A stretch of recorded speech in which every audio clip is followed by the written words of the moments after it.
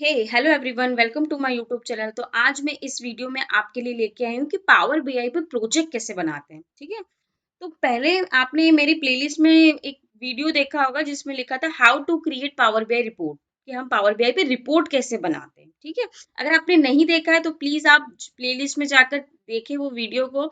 उस वीडियो में मैंने पूरा आपको एंड टू एंड समझाया है, एकदम बेसिक सा है, आपको बिल्कुल उसमें कोई इशू नहीं आएगा। तो प्लीज आप उसको जाकर देखें और उसकी प्रैक्टिस करें। ठीक है, और आपने अभी तक मेरा चैनल सब्सक्राइब नहीं किया है तो प्लीज आप लोगों से रिक्वेस्ट है कि मेरे चैनल को सब्सक्राइब करें और वीडियो को लाइक जरूर करें और वीडियो को पूरा देखें ताकि मैं आपको अच्छे से सारी चीजें एक्सप्लेन कर सकूं। ठीक है, तो हम बात कर रहे थे कि पावर बीआई पे प्रोजेक्ट कैसे बनाना है। देखो देखो, पावर बीआई पे हम रिपोर्ट तो बनाते हैं, उसी को हम प्रोजेक्ट भी बोलते हैं। ठीक है, जैसे सपोज मुझे एक डोमेन दे दिया है या मुझे एक टॉपिक दे दिया है कि आपको इसके ऊपर एक रिपोर्ट बनानी है। ठीक है, रिपोर्ट कैसे बनानी है, तो रिपोर्ट जब बनाते हैं ना तो हमें कुछ की पॉइंट्स का ध्यान रखना पड़ता है कि हमें क्या दिखाना है। ठीक है, क्योंकि सबसे मेन होता है कि आप क्या रिप्रेजेंट कर रहे हैं। ठीक है, एक इंटरएक्टिव डैशबोर्ड बनाना है आपको कि आपका जो यूजर है वो आपकी रिपोर्ट को एकदम देख के समझ जाए। ठीक है, कि आप बोलना क्या चाहते हो, मतलब आपको नहीं बोलना पड़ेगा, आपकी रिपोर्ट आप कुछ बोलेगी। एक बेसिक सा फंडा है कि आपकी रिपोर्ट बोलेगी, आपको कुछ नहीं बोलना है। ठीक है, तो हम स्टार्ट करते हैं कि प्रोजेक्ट बनाना, जिसमें कि हम सीखेंगे कैसे कैसे हम डाटा लेंगे, डेटा को एनालाइज करेंगे, कैसे हम डिप्लॉय करेंगे, कैसे हम रिपोर्ट क्रिएट करेंगे। ठीक है, तो मैं सबसे पहले आपको यहाँ पर, हम जो टॉपिक ले रहे हैं, जो डोमेन ले रहे हैं वो रियल एस्टेट का ले रहे हैं। ठीक है, हम आज जो प्रोजेक्ट बनाने वाले हैं वो रियल एस्टेट सेल्स परफॉर्मेंस का डैशबोर्ड बनाने वाले हैं। तो सबसे पहले क्या होता है ना कि अगर आप इसका प्रोजेक्ट बना रहे हो तो एटलीस्ट आपको इसका थोड़ा सा नॉलेज होना चाहिए। ठीक है, आप किसी भी, सपोज आप खाना भी बना रहे हो ना तो आपको एक बार वीडियो देखना ही पड़ता है कि यार ये है क्या डिश। ठीक है, तो इसके लिए तो हम अगर प्रोजेक्ट भी बना रहे हैं तो हमें प्रोजेक्ट में जो भी हम डोमेन पे बना रहे हैं उसका नॉलेज भी हमें बहुत जरूरी होता है। तो हम समझ लेते हैं कि रियल एस्टेट होता क्या है। देखो, रियल एस्टेट क्या होता है ना कि सपोज मेरे पास कुछ लैंड है, मेरे पास कोई प्रॉपर्टी है, या मेरे पास कोई परमानेंट स्ट्रक्चर है, या मेरे पास कोई घर है। ठीक है, जैसे कि मैंने बोल दिया कि मेरे पास कोई लैंड है। ठीक है, या मेरे पास कोई परमानेंट स्ट्रक्चर रखा है, कुछ कुछ बना हुआ रखा है पहले से ही। ठीक है, कोई स्ट्रक्चर है, कोई होमलैंड है, कोई घर है, तो इस तरह से चीजें होती है। ठीक है, मतलब मेरे पास है, तो ये क्या होगी, एक रियल एस्टेट की प्रॉपर्टीज हो गई। ठीक है, यानी कि मेरे पास हो गई बिल्डिंग। ठीक है, बिल्डिंग हो गई, कोई फिक्चर्स हो गए, मेरे पास रोड हो गया, यूटिलिटी का कोई सिस्टम बना हुआ है, सॉरी, यूटिलिटी सिस्टम बना हुआ है। ठीक है, या फिर कोई स्ट्रक्चर है, तो ये सब चीजें क्या आती है, रियल एस्टेट की चीजें आती है। मतलब बिल्डिंग हो गया, रोड हो गया, या फिर आपका कॉर्पोरेट कॉर्पोरेट कोई ऑफिस हो गया, कॉर्पोरेट ऑफिस हो गया, या आपका टाउन होम हो गया कि आपका घर है वहां पर कुछ है ना, टाउन होम, या फिर हो गया आपकी रेसिडेंस हो गए, जिसे हम रेसिडेंस भी बोलते हैं। ठीक है, या फिर सोसाइटी हो गई, जो गेटेड सोसाइटी होती है वो हो गई। तो ये सारी चीजें क्या आती है ना, रियल स्टेट में आती है। इससे तो समझ नहीं आ रहा है कि ये क्या रियल स्टेट क्या होता है। मतलब ये तो घर हो गया, पिक्चर हो गया, कॉर्पोरेट ऑफिस हो गया, टाउन हो गया, रेसिडेंट हो गया, विलाज हो गए, ये सब चीजें तो रियल स्टेट में कैसे आती है। तो क्या होता है ना कि ये सारी चीजें होती है बट इन्हें कोई बनाता है, या फिर इन्हें, इनका कंस्ट्रक्शन होता है, ये अलग अलग लोकेशन पे होती है, क्योंकि लैंड पूरा सब जो होता है बनी हुई चीजें नहीं होती, हमें उसे बनाना पड़ती है। ठीक है, तो रियल एस्टेट क्या डिफाइन करती है, एक प्रॉपर्टी को डिफाइन करती है। ठीक है, एक प्रॉपर्टी होती है, वो कैसी भी, मतलब जगह हो सकती है जहाँ पे लैंड हो गया, घर हो गया, हम बिल्डिंग बना देते हैं, कंपनियां बन जाती है। ठीक है, ये सारी चीजें जो होती है रियल एस्टेट के अंदर आती है। ठीक है, तो हम इसके अंदर प्रोजेक्ट बनाते हैं, उसके अंदर हम उसको और समझेंगे कि वो चीजें कैसे कैसे क्या क्या काम करती है उसके अंदर। ठीक है, तो मैं आपको सबसे पहले इसका जो डेटा हमने ओपन कर लिया है यहाँ पर, एक एक्सेल। ठीक है, इसके अंदर क्या है, मेरा डेटा सेट रखा है, इसका रियल एस्टेट का मेरे पास डेटा रखा हुआ है। ठीक है, तो ये डेटा को पहले हम पावर बीआई पर लोड करते हैं, उसके बाद हम एक एक चीजें में जाके डेटा को एनालिसिस करते हैं। देखो क्या होता है ना, स्टेप फॉलो करनी होगी हमें, कुछ क्या स्टेप फॉलो करनी होगी। पहले तो क्या करनी पड़ेगी, फर्स्ट स्टेप हमारी क्या होती है हमेशा, कनेक्टिंग डेटा। क्या होती है, कनेक्टिंग डेटा, हम डेटा को कनेक्ट कर रहे हैं, ठीक है। उसके बाद हमारा होता है,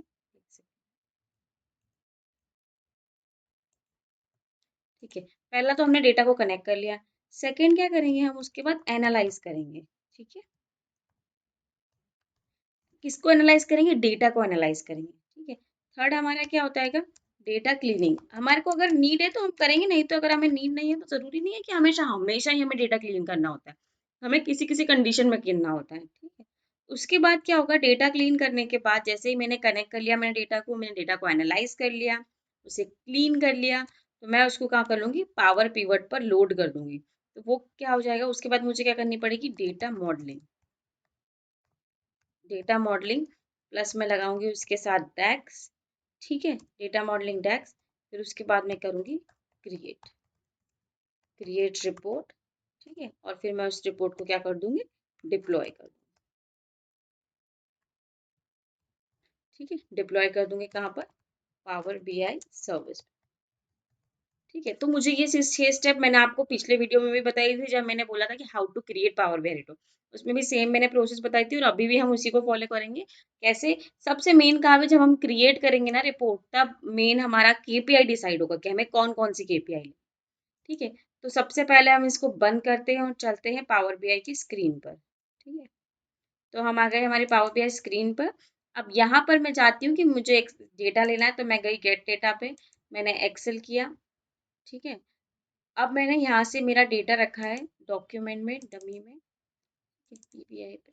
अब मैंने क्या करा है, मैंने पावर बीआई डेस्कटॉप से ही डेटा कर लिया है, तो कोई प्रॉब्लम नहीं है, आप यहाँ से भी डेटा ले सकते हो, पावर क्वेरी एडिटर में जाके भी डेटा ले, आपके पास दो ऑप्शन होते हैं, ठीक है।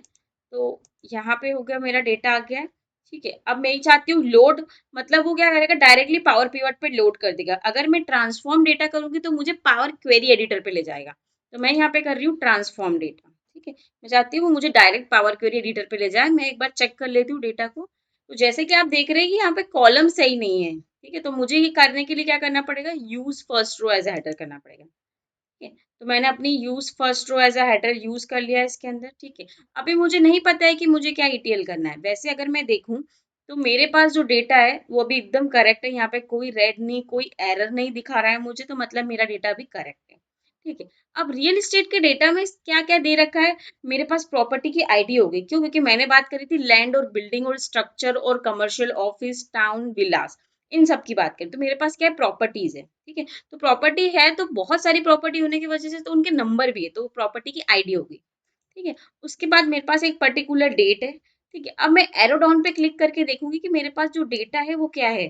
तो मेरे पास दिख रहा है कि मुझे 20, 21 और 22 का कोई डेटा है मेरे पास, ठीक है। तो मतलब मेरे पास 3 साल का ही डेटा है।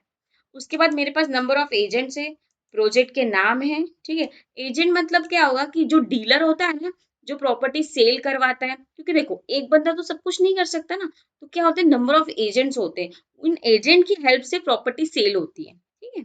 उसके बाद नंबर ऑफ प्रोजेक्ट होते हैं, यहाँ पे जैसे काफी सारे प्रोजेक्ट दे रखे हैं, ठीक है। उनकी प्रोफाइल दे रखी है, उनका अकाउंट नेम दे रखा है, किसने किस नाम से रजिस्टर कर रखा है, उनका डिस्क्रिप्शन, ठीक है, किस टाइप का है वो पूरा, कि हाँ कमर्शियल है, रियल एस्टेट क्या है, उनके अदर अदर वो किस कैटेगरी के अंदर आता है, वो स्टेज का नाम कि क्या है, वो इनकम्प्लीट है, कंप्लीट है या ओपन है, ठीक है। उससे कितना रेवेन्यू आया, कौन कौन सी सिटीज में प्रॉपर्टी है, स्टेट में कौन सी है, यहाँ पे कंट्री तीनों दे रखी है।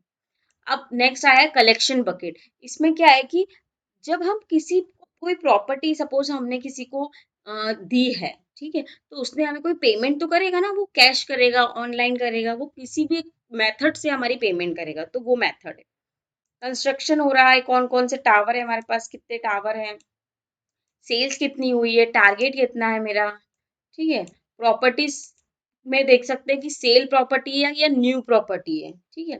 प्रॉपर्टी का स्टेटस बता रहा है यहाँ पे कि क्या है, ऑक्यूपाइड है, अनलिस्टेड है, वैकेंट है, क्या किस तरह से प्रॉपर्टी है मेरी। ये आपको वर्ड से थोड़ा बहुत समझ में आ रहा था।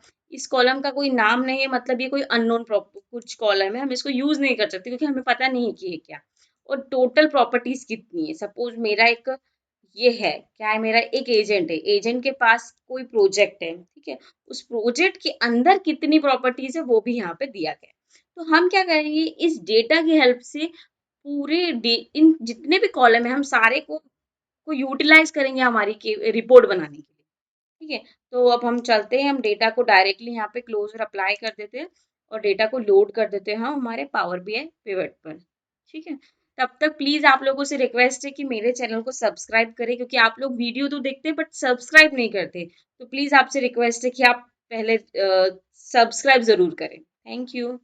तो हम आ गए, हमारा डेटा भी लोड हो चुका है। यहाँ पे देखो, आपको जैसे दिख रहा होगा कि यहाँ मेरा डेटा लोड हो चुका है, मेरे सारे टेबल सॉरी मेरे सारे कॉलम आ चुके हैं यहाँ पे। ठीक है, अब मैं जाती हूँ मेरी यहाँ पे डेटा टैब पे, जिसमें कि मेरे को डेटा दिखा रहा है, और मॉडलिंग टैब पे मेरी एक ही टेबल है इसलिए एक ही दिखा रहा है। ठीक है, अब हम स्टार्ट करते हैं। देखो, आप कोई भी प्रोजेक्ट बनाना स्टार्ट करो तो आपको सबसे पहले ये ध्यान रखना है, जैसे हम कोई प्रोजेक्ट बना रहे हैं, ठीक है, मेरे पास अभी कितनी टेबल है, 1 टेबल है। ठीक है, मेरे पास अभी एक ही टेबल है। ठीक है, तो जब भी हम किसी भी, अब जो भी हम रिपोर्ट बनाएंगे उसमें हम सेल्स दिखाएंगे। ठीक है, सेल्स में क्या होगी, ईयर वाइज सेल्स तो हमेशा होगी ही सही। ठीक है, कि year wise sales, month wise sales, ये एकदम कॉमन केपीआईज होती है, तो हमें दिखानी होती है। प्रीवियस ईयर सेल्स क्या है, ठीक है, तो सारा सेल्स की बात हो रही है ना यहाँ पे, किसके सेल्स की, ईयर की, मंथ की, प्रीवियस ईयर की। ठीक है, तो ये सब चीजें काहे में आती है, टाइम इंटेलिजेंस फंक्शन में आती है। ठीक है, ये सारी किस में आती है, टाइम इंटेलिजेंस फंक्शन में आती है।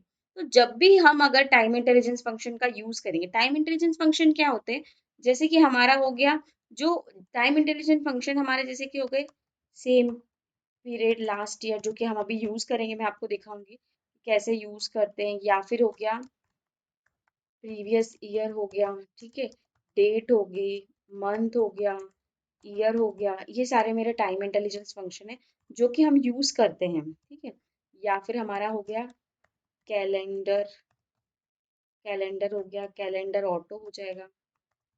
ठीक है, तो ये मेरे क्या है, सारे टाइम इंटेलिजेंस फंक्शंस है। ठीक है, हम ये सब यूज करेंगे। टाइम इंटेलिजेंस फंक्शन भी हम एकदम ब्रीफ में पढ़ेंगे मेरे आने वाले अपकमिंग वीडियो में। मैं डेक्स लेके आऊंगी, डेक्स के अंदर मैं आपको टाइम इंटेलिजेंस फंक्शन की एक पूरी सीरीज लेके आऊंगी, जिसमें मैं आपको सारे टाइम इंटेलिजेंस फंक्शन बताऊंगी। ठीक है, बट अभी मुझे प्रोजेक्ट में क्या यूज है, मैं एटलीस्ट वो आपको अभी बताऊंगी बिल्कुल कि वो कैसे हम यूज करते हैं। ठीक है, तो एक चीज ये कि हम, अगर मेरी एक टेबल है तो मुझे एक डिम डेट टेबल बहुत जरूरी होती है। ठीक है, कौन सी टेबल, डिम डेट टेबल। हम ये डिम डेट टेबल बनाते क्यों है, इसका भी एक रीजन है, वन लाइनर में आपको इसमें समझाऊंगी कि हम डिम डेट टेबल क्यों बनाते हैं। ठीक है, पहले मैं आपको एक एग्जांपल दिखाती हूँ। देखो, जैसे कि ये डेट लिखी हुई है, ठीक है, ये डेट कैसी लग रही है, मार्च आ गया, फिर जुलाई, फिर अगस्त, फिर सितंबर, नवंबर, और यहाँ पे कोई कंटिन्यूस नहीं है डेट में, जैसे 7 आ गया, फिर 4, फिर 31, फिर 19, फिर 10, मतलब कंटिन्यूअस में डेट नहीं है, मतलब गैप में है डेट। तो हमें क्या होता है कि डिम डेट टेबल क्या करती है, तो डिम डेट टेबल क्या करती है कि उसको, जैसे मैंने अभी आपको दिखाया कि क्या है, डेट कंटिन्यूटी में नहीं है, कंटिन्यू नहीं है, तो इसमें क्या ये सारी चीजें होती है कि हमें क्या चाहिए होती, कंटिन्यूअस वैल्यू चाहिए होती, यानी 1 2 3 4 5 6 कंटिन्यू वैल्यू, नो गैप, उसके बीच में कोई गैप नहीं होनी चाहिए, जैसे इन दोनों के बीच में गैप है काफी सारी। ठीक है, नो नल, नल नहीं होना चाहिए इसके अंदर, नो डुप्लीकेट, डुप्लीकेट नहीं होना चाहिए। तो आपको जब भी आप डिम डेट, अगर आपसे कोई पूछे ना कि डिम डेट क्या होता है, तो डिम डेट क्या होता है, डिम डेट ये 4 पॉइंट के ऊपर चलती है।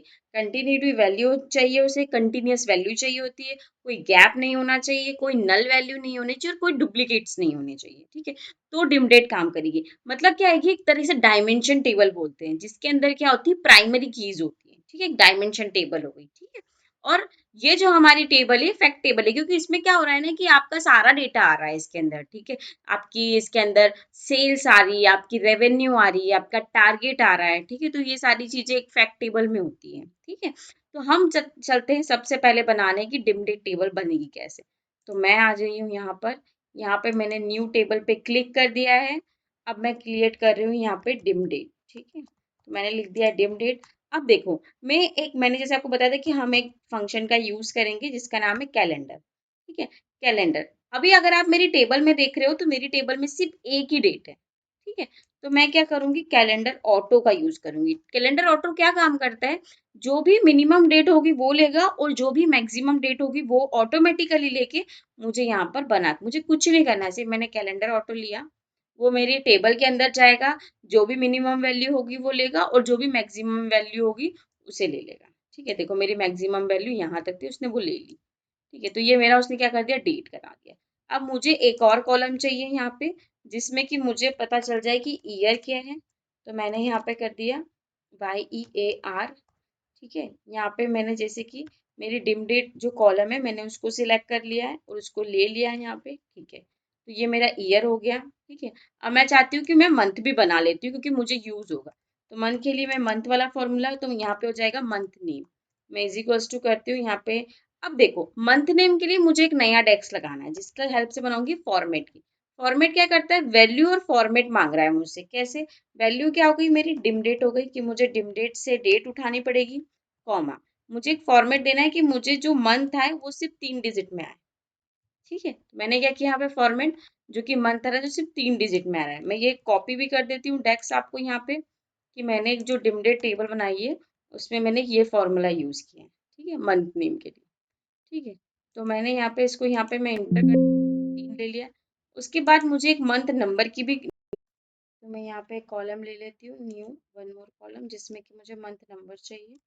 तो मैं यहाँ डाल देती हूँ मंथ। ठीक है, मंथ नंबर डाल दिया। अब मैंने मेरा डेक्स यूज़ किया, मंथ जो मेरा डेक्स है, फिर मैंने यहाँ ली डिम डेट से डेट, वो ऑटोमेटिकली मुझे मंथ के नंबर ला दें। ठीक है, तो अभी हमें इतनी ही चीज़ चाहिए तो हम इतना ही यूज़ करते हैं। ठीक है, ठीक है, अब हम चलते हैं हमारी वापस से यहाँ पर स्क्रीन पर आ गए। अब आ गए, हमने वो कर लिया है, हमने पहला कनेक्ट कर लिया, डेटा को एनालाइज कर लिया, क्लीन कर लिया है। अब हम क्या कर रहे हैं, डेटा मॉडलिंग पे आते हैं।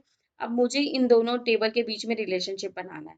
ठीक है, तो मैं जाती हूँ मैनेज रिलेशनशिप में, न्यू रिलेशनशिप पे क्लिक करती हूँ। यहाँ से मैं अपनी पहली टेबल सिलेक्ट करती हूँ, डेट, और फिर दूसरी टेबल मेरी वही है डेट। अब ये क्या ले रहा है, वन टू मैनी, मतलब पहली टेबल में तो आपका कोई भी रिपीटेड डुप्लीकेसी नहीं है, तो वो मेरी प्राइमरी टेबल हो गई। ठीक है, और ये मेरी फैक्ट टेबल हो गई जिसमें कि डुप्लीकेट आ रही है मतलब। ठीक है, तो मैं यहाँ पे ओके कर देती हूँ इसको। ठीक है, ये एक्टिव रिलेशनशिप हो गई, मैंने इसको क्लोज कर दिया। ठीक है, अब हम आते हैं, हम वापस से हमारी स्क्रीन पर। ठीक है, अब हम स्टार्ट करेंगे रिपोर्ट बनाना। ठीक है, तो सबसे पहले हमें क्या करना है, ये जो हमारा पेज है उसको देख लेते हैं। तो हम व्यू पे जाते हैं। ठीक है, व्यू पे हम फिट विड्थ के हिसाब से कर लेते हैं कि थोड़ा मुझे क्लियर दिख जाए। यहाँ पे मैं थोड़ा सा छोटा भी कर देती हूँ कि आपको प्रॉपर दिखे, बड़ा सॉरी। ठीक है, अब मैं क्या कर रही हूँ, ये तो मेरा पेज हो गया। ठीक है, अब मेरे पास यहाँ पे ऑप्शन है पेज की सेटिंग की, कि मुझे मैं कुछ भी करूँ तो एटलीस्ट मुझे दिखे कि हाँ मैं कैसे कर रही हूँ। ठीक है, तो मैंने अभी तो बाय डिफॉल्ट ये कैनवास सेटिंग रखी हुई है। मैं बैकग्राउंड पे जाती हूँ, यहाँ पे मैं एक थोड़ा ग्रेइश सा कलर ले लेती हूँ बैकग्राउंड में, उसकी थोड़ी ट्रांसपेरेंसी कम कर देती हूँ। ठीक है, कुछ इस तरह से मैंने इसकी ट्रांसपेरेंसी कर दी। ठीक है, ये हो गई हमारी स्टेप। अब मैं क्या करती हूँ, यहाँ पे ऊपर की तरफ कुछ हेडिंग देना पड़ेगी क्योंकि मेरे प्रोजेक्ट का नाम है रियल स्टेट है। ठीक है, तो मैं एक काम करती हूँ, यहाँ से एक शेप ले लेती हूँ रेक्टेंगल वाला।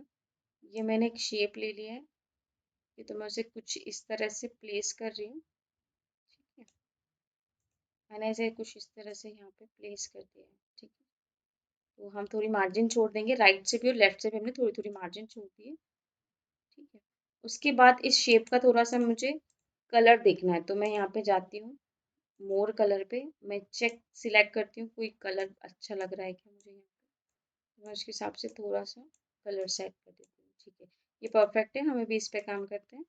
ठीक है, अब इसकी कुछ मुझे लग रहा है कि कहीं स्टाइल में वापस जाती हूँ कि बॉर्डर ऑन है, तो मुझे अभी बॉर्डर नहीं चाहिए, तो मैंने उसको एज इट इज रख दिया। ठीक है, तो ये मेरा हो गया। अब मैं क्या कर रही हूँ, इसी के ऊपर एक टेक्स्ट बॉक्स मुझे चाहिए, तो मैंने क्या किया, मैं फॉर्मेट में गई, मैं फॉर्मेट में, सॉरी मैं कहाँ गई थी, मैं होम पे हूँ। यहाँ पे मेरे टेक्स्ट बॉक्स था, उसे लिया। अब मैं यहाँ लिख रही हूँ real estate, real estate sales performance dashboard. ठीक है, मैं क्या बना रही हूँ, ये वाला डैशबोर्ड। ठीक है, अब मुझे थोड़ी सी इसकी फॉर्मेटिंग करनी पड़ेगी, तो मैं आपको फॉर्मेटिंग दिखाती हूँ इसकी, कि मैं क्या कर रही हूँ, उसे सेंटर में ला रही हूँ पहले तो। ठीक है, इसमें क्या कर रही हूँ, मैं बैकग्राउंड ऑफ कर देती हूँ क्योंकि मुझे, मेरे पास ऑलरेडी एक बैकग्राउंड है, तो मैंने क्या कर दिया, इसके बैकग्राउंड को ऑफ कर दिया। ठीक है, मैं इसका थोड़ा कलर वाइट कर रही हूँ। ठीक, तो मैं इसे सिलेक्ट कर लेती हूँ, कंट्रोल ऑल करके इसका वाइट कलर दे देती हूँ और इसको मैं यहाँ लेके जाती हूँ। ठीक है, यहाँ पे आने के बाद इसका थोड़ा साइज हम बढ़ा देते हैं क्योंकि काफ़ी छोटा लग रहा है, तो वो हमें क्लियर नहीं दिख रहा है। तो मैंने कुछ 20 करके साइज इसका बढ़ाया है। तो इसमें थोड़ा और बढ़ाना पड़ेगा पूरा। इसको मैं कॉर्नर ही कर देती हूँ, इसको थोड़ा थोड़ा मिडिल में कर देती हूँ। ठीक है, तो ये क्या हो गया मेरा real estate sales performance dashboard. ठीक है, हम आगे देखते हैं। Sorry, okay, sorry for my bad. ठीक है, तो ये मैंने यहाँ पे इतना कर दिया। इसको मैं थोड़ा और छोटा कर देती हूँ, हम उसको और अलाइन कर लेंगे बाद में जब हमारा फाइनल बन जाएगा उसके। ठीक है, तो ये मेरा हो गया रियल एस्टेट सेल्स परफॉर्मेंस। अब हमें सबसे पहले क्या चाहिए, केपीआई कार्ड चाहिए। तो मैंने पहले यहाँ पे केपीआई कार्ड ले लिया। हमारी सबसे कॉमन केपीआई क्या होती है ना हर डैशबोर्ड में, सेल्स, कि मेरी सेल्स कितनी हुई। तो मैं सबसे पहले कहाँ जाती हूँ, यहाँ पर जाती हूँ, यहाँ पे सर्च करती हूँ कि मेरी सेल्स, तो ये मेरी सेल्स है। तो मैंने यहाँ पे सेल्स ले लिया। ठीक है, तो मेरी कुछ इस तरह से सेल हुई है। तो अभी नीचे क्या लिखा रहा है, सम ऑफ सेल। मैं चाह रही हूँ कि यहाँ पे सिर्फ सेल्स ही लिखा है। तो ये मेरी सेल्स आ गई। ठीक है, इसको मैं थोड़ा फॉर्मेटिंग कर लेती हूँ ताकि मैं दूसरा जो केपीआई लूँ वो एज इट इज इसकी तरह से लूँ। तो मैं जाती हूँ यहाँ पे फॉर्मेट पेन पे। ठीक है, तो जो कैटेगरी लेवल है उसका थोड़ा सा मैं एक साइज और बढ़ा देती हूँ, और जो कॉल आउट वैल्यू है यानी जो इसके अंदर कॉल हो रही है वैल्यू, उसको मैं थोड़ा चेंज कर देती हूँ, थोड़ा लाइट कर देते हैं। ठीक है, इसको थोड़ा छोटा कर देते हैं। ठीक है, इतना काफ़ी है। उसके बाद जनरल में मैंने इफेक्ट्स के अंदर मैं विजुअल पे बॉर्डर दे देती हूँ, सॉरी शेडो दे देती हूँ। ठीक है, शेडो का कलर भी मुझे थोड़ा लाइट चाहिए, तो मैं इस तरह से थोड़ा लाइट कर देती हूँ। इसमें थोड़ा लाइट मुझे चाहिए, तो मैं जाती हूँ यहाँ पे थोड़ा लाइट। ठीक है, कुछ इस तरह से। ये हमारी केपीआई होगी। मैं इसी को कॉपी कर लेती हूँ। मैंने इसी को कॉपी कर लिया। मैं यहाँ से इसे कैंसिल कर देती हूँ। ठीक है, अब हमें क्या चाहिए, टोटल सेल्स तो हो गई। अब हमारे पास टारगेट कितना था। ठीक है, तो मैं टारगेट ले लेती हूँ। तो मेरा टारगेट इतना था और इतनी सेल्स हुई, तो मतलब ये अचीव दिखा रहा है इसमें। ठीक है, तो मेरी सेल्स हो गया, टोटल सेल्स और टारगेट हो गया। ठीक है, मैं अपनी नेक्स्ट केपीआई लेती हूँ। टोटल सेल्स, टारगेट और रेवेन्यू कितना है मेरा। ठीक है, तो मेरा रेवेन्यू, मेरा तो मैं यहाँ पे रेवेन्यू डाल देती हूँ इसमें। ठीक है, तो मेरा रेवेन्यू भी अच्छा होगा। ठीक है, तो मेरी जो 3 केपीआई थी, सेल्स, टारगेट और रेवेन्यू, तो ये तीनों हमारी आ चुकी है। ये कॉमन केपीआईज होती है हमारी। ठीक है, तो अब हम देखते हैं हमारी थर्ड केपीआई। थर्ड केपीआई हम लेंगे कि जैसे कि ये रियल स्टेट है। ठीक है, तो इसमें क्या होती है, प्रॉपर्टीज होती है। तो हमारी टोटल प्रॉपर्टीज कितनी है, तो वो हम देखते हैं। तो इसके लिए मुझे सेम यही कार्ड चाहिए, तो मैं इसको करूँगी कॉपी यहाँ से, और फिर मैं कर दूंगी पेस्ट, और उसको मैं यहाँ पर शिफ्ट कर दूंगी। अब जैसे कि एग्जैक्ट कॉपी मैं क्यों ले रही हूँ, उसका रीज़न ये है कि हमें बार बार फॉर्मेटिंग नहीं करनी पड़ेगी, हमें एक सिंगल फॉर्मेटिंग पे हम उसको चेंज कर देंगे। तो यहाँ पे जो इसकी फील्ड है वो मैं इसे यहाँ से रिमूव कर देती हूँ, और यहाँ पे मैं ले लेती हूँ टोटल प्रॉपर्टी। ठीक है, तो मैं यहाँ पे डाल देती हूँ टोटल प्रॉपर्टी। तो हमारी जो टोटल प्रॉपर्टी है वो है 275 है। ठीक है, अब नेक्स्ट क्या होगा, देखो सेल्स हो गई कॉमन, टारगेट हो गया, रेवेन्यू हो गया, टोटल प्रॉपर्टीज हो गई। ठीक है, अब जो प्रॉपर्टी होती है वो भी बाइफिकेट होती है किसी और कैटेगरीज में। ठीक है, जैसे कि क्या हो सकता है कि कुछ वैकेंट हो, कुछ अनलिस्टिंग है हो सकती है, या कुछ ऑक्यूपाइड हो सकती है। ठीक है, तो हम वो देखें। तो मैं सबसे पहले यहाँ पर एक मैं यहाँ पर एक टेक्स्ट बॉक्स ले रही हूँ। वो मैं क्यों ले रही हूँ उसका रीज़न आपको समझ में आएगा। जैसे कि मैं क्या कर रही हूँ ना, यहाँ पे एक ब्लैंक डालना है मुझे। मतलब मैं क्या करूँगी, इन तीनों के अंदर ही वो तीनों प्रॉपर्टीज लूँगी। ठीक है, तो पहले मैंने एक ब्लैंक ले लिया, और इसको मैंने एक फॉर्मेट में ऑप्शन आता है जहाँ पे अगर आपको किसी को बैक करवाना हो तो यहाँ पे ऑप्शन देगा कि सेंड टू बैक, तो वो सेंड बैकवर्ड सेंड हो जाएगा।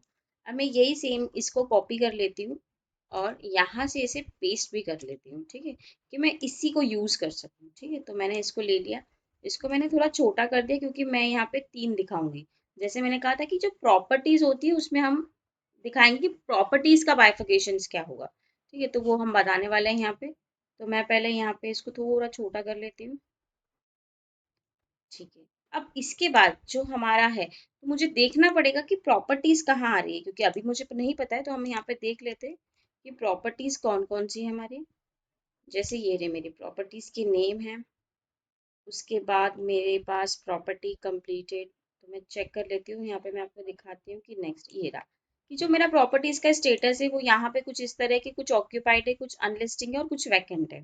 ठीक है, तो मैं यहाँ पे प्रॉपर्टीज का जो मेरा स्टेटस है तो मैं यहाँ दिखा देती हूँ। तो ये मैंने ले लिया, यहाँ पे मैं इसको यहाँ से हटा देती हूँ और सबसे पहले यहाँ जाती हूँ प्रॉपर्टी, प्रॉपर्टी स्टेटस। अब देखो, अगर मैं इससे डालूंगी तो ये तो क्या करेगा, फर्स्ट चीज ले लेता है। ठीक है, अगर सपोज मैं डालूंगी तो बाय डिफॉल्ट जो फर्स्ट कॉलम में जो सबसे पहला आपका रो होगी वो वैल्यू ले लेता है। ठीक है, ये हो गया।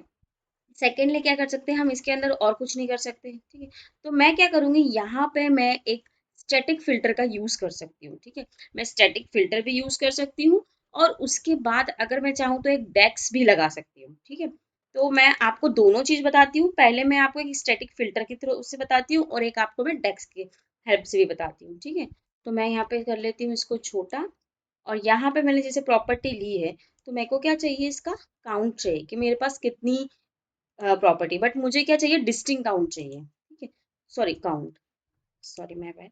ठीक है, तो मुझे क्या चाहिए, काउंट चाहिए। ठीक है, अब मैं क्या कर रही हूँ, यहाँ पे फिल्टर में जाके मैंने प्रॉपर्टी स्टेटस को ड्रैग एंड ड्रॉप कर लिया। ठीक है, ड्रैग एंड ड्रॉप करने के बाद मुझे सबसे पहले कौन सा चाहिए कि वैकेंट कौन से, तो यहाँ पे इसने क्लिक कर दिया। ठीक है, तो ये मैंने एक फिल्टर लगाया। तो ये क्या होता है, एक विजुअल लेवल फिल्टर होता है। यहाँ पे लिखा है विजुअल ऑन दिस फिल्टर। एक होता है पेज लेवल फिल्टर और एक ऑल पेज फिल्टर्स होता है। इसे भी हम आने वाले वीडियो में पढ़ेंगे कि ये होते क्या है, कैसे यूज करते हैं। बाकी अभी आपको बेसिक तो अंडरस्टैंडिंग मिली जाएगी कि विजुअल लेवल फिल्टर क्या करता है, सिंगल एक विजुअल पे फिल्टर लगा देता है। जैसे मैं अब देखूंगी तो इस विजुअल पे क्या फिल्टर लगा कि प्रॉपर्टी स्टेटस इज वैकेंट, मतलब वैकेंट ही है। ठीक है, तो अब यहाँ पे मैं क्या करती हूँ, इसको इसका थोड़ा नाम चेंज कर देती हूँ। तो यहाँ पे फील्ड में मैं डबल क्लिक करूंगी या फिर मैं लेफ्ट क्लिक करूंगी तो मुझे रीनेम फॉर दिस विजुअल भी मिल जाएगा। तो मैं यहाँ पे इसका नाम चेंज कर देती हूँ। ये क्या है मेरे पास, वैकेंट है, ACANT। ठीक है, तो ये नाम मेरा यहाँ आ जाएगा, बट ये थोड़ा नहीं लग रहा आपको बहुत बड़ा है। तो मैं क्या करूंगी, फॉर्मेट पेन पे जाऊंगी। ये क्या है, कॉल आउट वैल्यू जिसके अंदर हम लिख रहे हैं, तो ये कॉल आउट वैल्यू पे जाऊंगी। मैं इसको थोड़ा छोटा कर दूंगी। आप इसको यूज करके देखो, आपको ऑटोमेटिकली इसका मतलब भी समझ में आ जाएगा।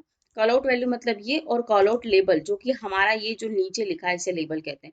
जैसे अगर मैं इसे बढ़ाती हूँ तो ये बढ़ गया है। ठीक है, तो ये कॉल आउट लेबल होता है। ठीक है, तो ये कुछ इस तरह से मेरा ये आ चुका है। यहाँ पे मैंने इसको यहाँ पे रख दिया है। ठीक है, अगर हमें कुछ नीड होगी तो हम उसमें चेंज कर लेंगे। ठीक है, एज इट इज इसको मैं कॉपी कर लेती हूँ क्योंकि अब मुझे दूसरे भी चाहिए। तो एक मेरे को चाहिए काय के लिए वैकेंट हो गया।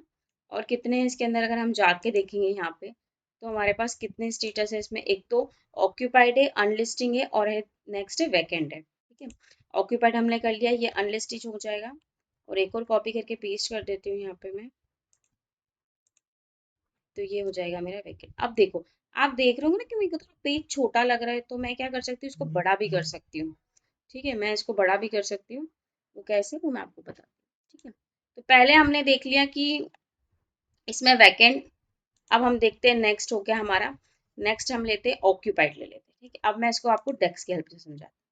मैं यहाँ पे क्लिक कर लेती हूँ, थ्री डॉट पे यहाँ पे एक मेजर आ जाता है। ठीक है, उस मेजर पे मैं क्लिक करती हूँ। यहाँ पे मैं बनाती हूँ कि मुझे क्या चाहिए, ऑक्यूपाइड के लिए मुझे चाहिए। ठीक है, तो मेरे पास एक टेक्स्ट फंक्शन होता है कैलकुलेट। कैलकुलेट का मतलब क्या होता है, इसके अंदर दो पैरामीटर पास हो सकते हैं हमारे, एक्सप्रेशन और फिल्टर। आप फिल्टर कितने भी लगा सकते हैं। कैलकुलेट क्या करता है, समिंग करता है, एग्रीगेट करता है, डेटा को समिंग करता है या एग्रीगेट करता है बेस्ड किसके, आपकी फिल्टर कंडीशन की बेस पे। ठीक है, मैं क्या करवा रही हूँ यहाँ पे, मैं काउंट करवा रही हूँ। किसे काउंट करवा रही हूँ, मेरे जो क्या है, रियल एस्टेट के अंदर मेरा कॉलम का नाम है प्रॉपर्टी, तो मैं डायरेक्ट लिखूंगी ना यहाँ प्रॉपर्टी, तो ये डायरेक्ट आ जाएगा। मैं क्लिक कर देती हूँ, इसको बंद कर देती हूँ। तो मैंने काउंट किया है मेरा एक, एग्रीगेटिंग कर रही हूँ या मैं एग्रीगेटिंग कर रही हूँ या समिंग कर रही हूँ डेटा को, तो उसके लिए अब मैंने यहाँ पे मेरे काउंट करवा रही हूँ मैं। ठीक है, डेटा को। तो मैंने क्या किया, समिंग और एग्रीगेटिंग डेटा, ठीक है, किसके बेस पर, फिल्टर कंडीशन के बेस पर। अब मुझे फिल्टर भी लगाना है, तो फिल्टर काय में लगेगा, मेरे पास है property status. Property status is equals to किसके इक्वल होना चाहिए, इन्वर्टेड कॉमा के अंदर में लगाऊंगी ऑक्यूपाइड, ठीक है, यहाँ मैंने ऑक्यूपाइड लिख दिया है और मैं इसे यहाँ बंद कर देती हूँ, ठीक है। तो ये मेरा डेस्क यहाँ पे आके बन चुका है, ठीक है। तो अब मैं यहाँ जाती हूँ, इस डेस्क को इसमें डाल देती हूँ, तो ये मेरा ऑक्यूपाइड आ गया है, ठीक है, मतलब मेरा जो डेस्क था वो एग्जीक्यूट हो गया। अगर मैं आपको यहाँ पे देखूँ, अगर हम यहाँ पे फिल्टर पे जाते हैं, ठीक है, इस पे देखते हैं, ये देखो हमने लास्ट टाइम देखा था कि हमारे पास वैकेंट कितने 53, अब आप देख रहे हो मेरे पास ऑक्यूपाइड कितने 47 ऑक्यूपाइड है, मीन्स हमारा जो डेस्क है वो प्रॉपरली वर्क कर रहा है। एज इट इज मुझे सेम किसके लिए लगाना है, लास्ट मेरा जो बचा हुआ है अनलिस्टिंग, अनलिस्टिंग के लिए लगाना है। तो मैं क्या कर रही हूँ, मैं फिर से एक डेस्क की हेल्प से ही आपको बता रही हूँ, क्योंकि डेस्क आप जितना अच्छा यूज करोगे उतना अच्छा होगा आपके लिए, ठीक है, आपको आएगा भी सही, ठीक है। तो मैं इसको कॉपी कर लेती हूँ डेस्क को, और एक नया डेस्क बना लेती हूँ, न्यू मेजर पे क्लिक करके मैंने एज इट इज को यहाँ पेस्ट कर दिया। सेम मुझे काउंट ही करना है, बट यहाँ पे जो नाम है यहाँ पे अनलिस्टिंग होना चाहिए, ठीक है, यहाँ पे क्या होनी चाहिए, अनलिस्टिंग। ओ, आपने यहाँ पे कॉलम का नाम सेम दे दिया तो वो नहीं लेगा, सॉरी मेजर का नाम आपने सेम लिया इसलिए वो नहीं लेगा, तो मैं यहाँ लिख देती हूँ अनलिस्टिंग, ठीक है। तो मैं यहाँ पे अनलिस्टिंग कर देती हूँ, ठीक है। तो ये हमारा अनलिस्टिंग हो गया, मैं इसमें हटा के इसमें वो डाल देती हूँ, मेरा अनलिस्टिंग जो मैंने एक मेजर बनाया है, ठीक है। ये हमारी वैल्यू ब्लैंक ले रहा है, मे बी देखो अब एरर आ गया है। क्यों एरर आया, क्योंकि हमने कोई स्पेलिंग मिस्टेक की होगी तो वो उसे समझ नहीं पा रहा है, तो यहाँ पे अनलिस्टेड है, ठीक है, और हमने क्या लिखा है, अनलिस्टिंग लिखा है, तो ये हमें क्या दे रहा है कि ऐसा कोई डेटा ही नहीं है, ठीक है। तो यहाँ पे लिखते हैं अनलिस्टेड, ठीक है। जैसे ही मैंने अनलिस्टेड पे क्लिक किया उसने ऑटोमेटिकली 35 दे दिया, ठीक है। तो मीन्स ये हमारा प्रॉपरली वर्क कर रहा है। अब जैसे हमारे को यहाँ पे स्पेस कम पड़ रही है, तो हमारे पास एक ऑप्शन होता है, हम यहाँ पे जाते हैं फॉर्मेट पे, ठीक है। बाहर आपको किसी भी मेजर को या फिर आपको टेक्स्ट को क्लिक नहीं करना है, आपको ऐसे बाहर क्लिक करना है, तभी आपको ये ऑप्शन मिलेगा, ठीक है।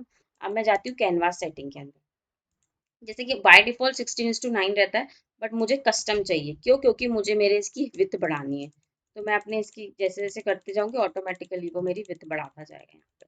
जैसे जैसे आपको जितनी रखनी है उतनी रख सकते हैं, जैसे मुझे इतनी सफिशिएंट है, तो मैं पहले इसकी थोड़ी सी बढ़ा लेती हूँ यहाँ पे, ये हो गया, ठीक है। अब ये मेरा मेजर प्रॉपरली इसके अंदर आ चुका है, ठीक है, जैसे आपको दिख रहा होगा कि इसने प्रॉपर स्पेस ले ली। अब देखो ये छोटा हो गया, मैं इसको भी यहाँ से थोड़ा बड़ा कर लेती हूँ, ये हो गया, ठीक है। तो अब हमारे तीनों आ चुके हैं यहाँ पे, एक तो हमारा आ गया है ये हमारा आ गया है वैकेंट, आ गया है, फिर ऑक्यूपाइड आ गया है, और हमारी अनलिस्टिंग आ गई। तो ये हमने तीनों कर लिया है, ठीक है। तो ये क्या था, हमने मैंने जो आपको बताया केपीआईज थी, जो कि मेनली केपीआईज है इन रियल एस्टेट के अंदर। अब हम नेक्स्ट देखेंगे कि हम इसके अंदर ग्राफ में क्या दिखा सकते हैं, ठीक है। तो अब नेक्स्ट है हमारा सेल्स बाय एजेंट, हम ये दिखाएंगे, एक हम लेंगे, इसके अंदर लेंगे हम एक लाइन चार्ट, एक लाइन चार्ट के अंदर हम दिखाएंगे। लाइन चार्ट का मैं थोड़ा सा आपको डेफिनेशन बता देती हूँ कि लाइन चार्ट क्या होता है ना, कि अगर हमें कोई वैल्यू टाइम के रिस्पेक्ट में दिखानी है, मतलब विद रिस्पेक्ट टू टाइम हमें कुछ डेटा दिखाना है, तो हम लाइन चार्ट लेते हैं, ठीक है। बट अभी हमें दिखाना है सेल्स बाय एजेंट, तो हम इसमें लेंगे एक बार चार्ट ले लेते हैं, ठीक है, एक बार चार्ट लेते हैं, इसमें हम एजेंट दिखाते हैं, एक्स एक्सिस में एजेंट हो जाएगा, और हम वाई एक्सिस में यहाँ से ड्रैग और ड्रॉप कर देते हैं सेल्स को, ठीक है। तो ये क्या हो गई, मेरी एजेंट वाइज सेल्स हो गई, ठीक है। और यहाँ पे आपको जैसे आप देख रहे हो नीचे एक्सेस में आपको डेटा भी दिख रहा है सेल्स का, और ऊपर आपको वाई एक्सेस में क्या दिख रहा है, एजेंट के नाम दिख रहे हैं। तो मेरे पास कितने, 3 एजेंट्स हैं अभी, ठीक है, सॉरी मेरे पास अभी 5 एजेंट है। अब कितनी सेल्स हुई है मुझे देखना है भैया, ये तो सिर्फ ग्राफ दिखा रहा है, तो मैं क्या करूंगी, फॉर्मेट, विजुअल के फॉर्मेट में जाऊंगी और यहाँ से डेटा लेबल को ऑन कर दूंगी। तो अब क्या कर रहा है वो, मुझे प्रॉपर डेटा दिखा रहा है कि 0.93 मिलियंस की सेल्स हुई है। अब ये क्या है, 0.93 क्या होता है मिलियन, मेरे को ये वाली यूनिट नहीं चाहिए, आपको यूनिट भी काफी तरह की होती है। तो मेरे को यूनिट, आप सेम डेटा लेवल, क्योंकि पहले आपने डेटा लेवल बंद कर दिया था, अब आपने डेटा लेवल चालू कर दिया है, तो आप क्या करेंगे, वैल्यू के अंदर जाएंगे, उसी में ही और यहाँ से आपको डिस्प्ले यूनिट मिलेगी। अगर आपको direct display unit set select करनी हो तो यहाँ से डिस्प्ले डिस्प्ले यूनिट भी लिख सकते हो, वो सबकी जितनी डिस्प्ले यूनिट है वो दिखा देगा। तो अभी मेरे डेटा टेबल की ऑटो है, मैं चाहती हूँ कि 1000 में हो जाए। तो अब मुझे समझ में आ रहा है, क्लियरली मुझे दिख रहा है कि मेरी कितनी सेल्स हुई है। ठीक है, प्रॉपरली डिजिट बता रहा है वो मुझे। ठीक है, तो ये मेरी हो गई सेल्स बाय एजेंट। ठीक है, अब हम देखते हैं नेक्स्ट, इसकी हम फॉर्मेटिंग करेंगे कि इसकी फॉर्मेटिंग कैसे करनी है हमें, वो हम देखेंगे। अभी हम नेक्स्ट चार्ट पे आ जाते हैं। तो नेक्स्ट अब हम लेते हैं एक लाइन चार्ट। इसमें हम दिखाएं, जैसे मैंने आपको एक डेफिनेशन बताई थी, लाइन चार्ट जो काम करता है ना, विद रिस्पेक्ट टू टाइम काम करता है। ठीक है, तो मुझे देखना है कि मेरे पास जो प्रॉपर्टीज है, मेरे पास क्या होता है ना, ऐसा तो नहीं होगा कि हमारे पास एक ही प्रॉपर्टी होती है और हम उसी को यूज करते हैं, ऐसा नहीं होता। हमारे पास कुछ सोल्ड प्रॉपर्टीज होती है और कुछ नई प्रॉपर्टी आती है। तो हमें ये देखना है कि एवरी मंथ कितनी न्यू प्रॉपर्टी आई और कितनी सोल्ड हो गई। ठीक है, तो उसके लिए भी हमारे पास यहाँ पे कुछ डेटा अवेलेबल है। तो हम सबसे पहले ले लेते हैं डेट, जो हमने टेबल बनाई थी उसमें से हम ले लेते हैं एक मंथ। मंथ को ले लेते हैं यहाँ से, हमने डेट के अंदर से मैंने, अगर सपोज मैं ये पूरी डेट ले लेती हूँ, ठीक है, मैं आपको एग्जांपल भी देती हूँ, मैंने अगर पूरी डेट ले ली, अब मुझे क्या दिखाना है कि मेरे पास जो, हम चलते हैं पहले डेटा सेट के अंदर, वहां चेक करके आते हैं कि प्रॉपर्टीज में सोल्ड और न्यू प्रॉपर्टी का कौन सा कॉलम है। ठीक है, तो ये रहा मेरा एक प्रॉपर्टी जिसमें कि एक सेल्स हो चुकी है और उसकी कोई नई प्रॉपर्टी भी है। तो हम देखते हैं कि एवरी मंथ कितनी प्रॉपर्टी सोल्ड होती है और कितनी नहीं आती है। ठीक है, तो मैं यहाँ पे ले लेती हूँ, तो मैं यहाँ ले लेती हूँ, सर्च कर लेती हूँ प्रॉपर्टीज। ठीक है, तो ये दिखा रहा है मुझे, डेटा जो दिखा रहा है 2020, 2020 और 2021 और 2022, क्योंकि हमारे पास 3 साल का डेटा है। हम जो ये डेटा यूज कर रहे हैं वो 3 साल का डेटा है, 2021 एंड 22। तो मुझे उसने क्या दिखा दिया, यहाँ पे ईयर वाइज दिखा दिया। बट मुझे, और अगर आप, अगर आप ये, एक्चुअली में क्या है ना, ये ड्रिल डाउन है। तो वो ड्रिल डाउन एक पूरा ऑप्शन हम समझेंगे कैसे करना है। जैसे कि मैंने एक लेवल और डाउन कर लिया तो क्वार्टर आ गया, फिर एक को डाउन कर लिया तो मंथ आ गया, फिर एक को डाउन कर लिया तो डेज आ गया। जैसे ईयर, क्वार्टर, मंथ और डे, तो इसने कर लिया। मैं एक एक ऊपर चली जाती हूँ। ठीक है, बट अभी हम क्या बात कर रहे थे, मंथ की, तो मुझे भी मंथ चाहिए। ठीक है, तो मैं सिर्फ यहाँ से सबको हटा देती हूँ और सिर्फ मंथ रखती हूँ। ठीक है, अब भी आप देख रहे होंगे कि ये जो डेटा आ रहा है वो month, January, February, March, but ये बड़ा सा उनको सही नहीं लग रहा है, डेटा सही लुक नहीं दे रहा। मुझे चाहिए कि जैन, फेब, मार्च, अप्रैल, ऐसा चाहिए। ठीक है, तो मैं देखती हूँ कि मेरे पास जो डेट टेबल है उसमें ऐसा कुछ डेटा है भी या नहीं। ठीक है, तो है मेरे पास, तो मेरे पास जो यहाँ पे डेटा है वो है अप्रैल। हमने जो बनाया था कि 3M लिखेंगे तो हमारे पास 3 बार आएगा। अगर सपोज मैं 4M कर देती हूँ तो ये क्या कर देगा, मुझे पूरा जनवरी लिख देगा। बट अभी हमें क्या चाहिए, 3 ही चाहिए। तो मैं यहाँ से एक 1M एक और रिमूव कर देती हूँ। तो मैंने यहाँ से एक और M रिमूव कर दिया। ठीक है, तो मैं क्या कर रही हूँ, यहाँ पे ये ना लेते हुए मैं यहाँ पे लेती हूँ मेरा मंथ नेम। तो मैंने यहाँ से ले लिया है मंथ नेम, तो ये आ गया। बट ये एक ऑर्डर में अरेंज नहीं हो रहा है। देखो, दिसंबर, अप्रैल, ये अपने मन से कुछ वैल्यू है, तो क्या करना पड़ता है, इसे सॉर्टिंग करनी पड़ती है। तो ये मैं जैसे यहाँ पे क्लिक करूंगी, यहाँ पे एक सॉर्ट का ऑप्शन आएगा, उस पर क्लिक करूंगी। सॉर्ट मुझे करना है बेसिस ऑफ मंथ नंबर। ठीक है, ये कुछ इस तरह से सॉर्ट हो जाएगा और फिर मुझे यहाँ से जाकर इसको असेंडिंग से डिसेंडिंग करना है। सॉरी, असेंडिंग से descending, sort by month name. ठीक है, तो ये हो गया जनवरी, फरवरी, मार्च, अप्रैल। तो ये मेरे प्रॉपर एकदम डेटा सही हो गया है। अब हम हमने बात कर ली एक्स एक्सिस की। अब हम बात करते हैं वाई एक्सिस की। वाई एक्सिस में मैंने बताते हैं बात की थी कि हमारे पास जो एक नई प्रॉपर्टी, सोल्ड प्रॉपर्टी, बट वो क्या है, एक ही कॉलम के अंदर एग्जिस्ट कर रही है। ठीक है, हम वापस चलते हैं हमारी रियल एस्टेट टेबल पे और जाते हैं प्रॉपर्टीज पे। ठीक है, तो यहाँ देखोगे कि सेल प्रॉपर्टीज है और न्यू प्रॉपर्टी, बट वो एक ही कॉलम में है। ठीक है, बट एक ही कॉलम में तो हम दोनों का कंपैरिजन कैसे बताएंगे, कि नहीं बता पाएंगे ना, क्योंकि सपोज अगर मैं यहाँ पे प्रॉपर्टी ले लेती हूँ, ठीक है, तो कंपैरिजन कैसे करेगा। मैं कर सकती हूँ यहाँ पे एक फिल्टर, जैसे कि मैंने आपको लास्ट टाइम भी बताया था कि मैं यहाँ पे इसको फिल्टर आउट कर सकती हूँ। ठीक है, बट कैसे, तो मुझे यहाँ से इसको ड्रैग एंड ड्रॉप करना पड़ेगा और यहाँ से सिर्फ सेल्स प्रॉपर्टी लेनी पड़ेगी। ठीक है, फिर मुझे फिर से एक और लेना पड़ेगा, कंपैरिजन दिखाना है मुझे, एक से कंपैरिजन थोड़ी ना दिखा सकेंगे हम। तो मैं एक और लूंगी। ठीक है, अब इसमें क्या करेंगे हम, इसमें हम दिखाएंगे सिर्फ ये वाला। सॉरी, तो ये तो कुछ हो नहीं रहा है, तो कुछ एक ही को फिल्टर आउट कर रहा है, अगर मैं दोनों भी अगर सामने से ले लेती हूँ तो ये सिंगल फिल्टर आउट करता है, तो मतलब ये हम नहीं लगा सकते, क्योंकि हम अगर सिंगल विजुअल पे कुछ लगाना है तो हम नहीं लगा पाएंगे, क्योंकि दोनों को मुझे वाई एक्सिस में दिखाना है और दोनों नहीं आ रही है, तो क्या है, मीन्स हमें क्या करना पड़ेगा, एक मेजर लगाना पड़ेगा। ठीक है, तो हम ये वाला ऑप्शन ना यूज करते हुए दूसरा ऑप्शन यूज करते हैं। ठीक है, तो मैं इन्हें हटा देती हूँ। ठीक है, तो हम यहाँ पे एक मेजर बनाते हैं फिर से, जैसे कि हमने लास्ट टाइम एक मेजर बनाया था ऑक्यूपाइड वाला, हम सेम इसी को कॉपी कर लेते हैं और हम यहाँ पे एक और न्यू मेजर लेते हैं। ये मैं सिंगल मेजर क्यों इस यूज कर रही हूँ आपको, इसीलिए कि आपकी थोड़ी प्रैक्टिस हो जाए, कि डेस्क थोड़ा बहुत आपको समझ में आ जाए कि वो क्या वर्क कैसे कर रहे हैं। ठीक है, तो मेरे कॉलम का नाम है प्रॉपर्टीज। ठीक है, ठीक है, और यहाँ पे मेरे को चाहिए सेल्स। और आप लोगों से प्लीज रिक्वेस्ट है कि प्लीज आप मेरा चैनल को सब्सक्राइब करें और पूरा वीडियो देख के वीडियो को लाइक और शेयर जरूर करें। तो यहाँ पे ये नहीं ले रहा है, तो मुझे एक बार फिर से यहाँ पे डालना पड़ेगा। तो मैं डाल लेती हूँ यहाँ पे कि मेरे पास है प्रॉपर्टी। ठीक है, तो ये मेरा कॉलम है प्रॉपर्टीज, तो यहाँ पे आ गया। और यहाँ पर भी मुझे वापस से लिखना पड़ेगा, वो कैसे मैं आपको बताती हूँ। तो यहाँ पे हम लिख लेंगे प्रॉपर्टीज, ये आ गया, मैं यहाँ से सिलेक्ट कर लेती हूँ। इज इक्वल्स टू क्या होना चाहिए, सेल्स होनी चाहिए। ठीक है, मैं बंद कर लेती हूँ और इसको इंटर कर देती हूँ। अब फिर से कह रहा है कि the name occupied is already use in measure, मतलब इससे आपको ये समझ में आ जाएगा कि एक नाम के दो मेजर नहीं हो सकते। ठीक है, तो ये मेरे कौन सी प्रॉपर्टीज है, सोल्ड प्रॉपर्टी, तो मैं लिख लेती हूँ। ठीक है, ये सोल्ड प्रॉपर्टीज हो गई मेरी। अब मैं सेम इसी को कॉपी करती हूँ, मैं इसीलिए कॉपी पेस्ट कर रही हूँ बिकॉज हमें ये जल्दी करना है इसीलिए। तो ये हमारी सोल्ड प्रॉपर्टीज है, सॉरी। अब हम नेक्स्ट ले रहे हैं न्यू प्रॉपर्टीज।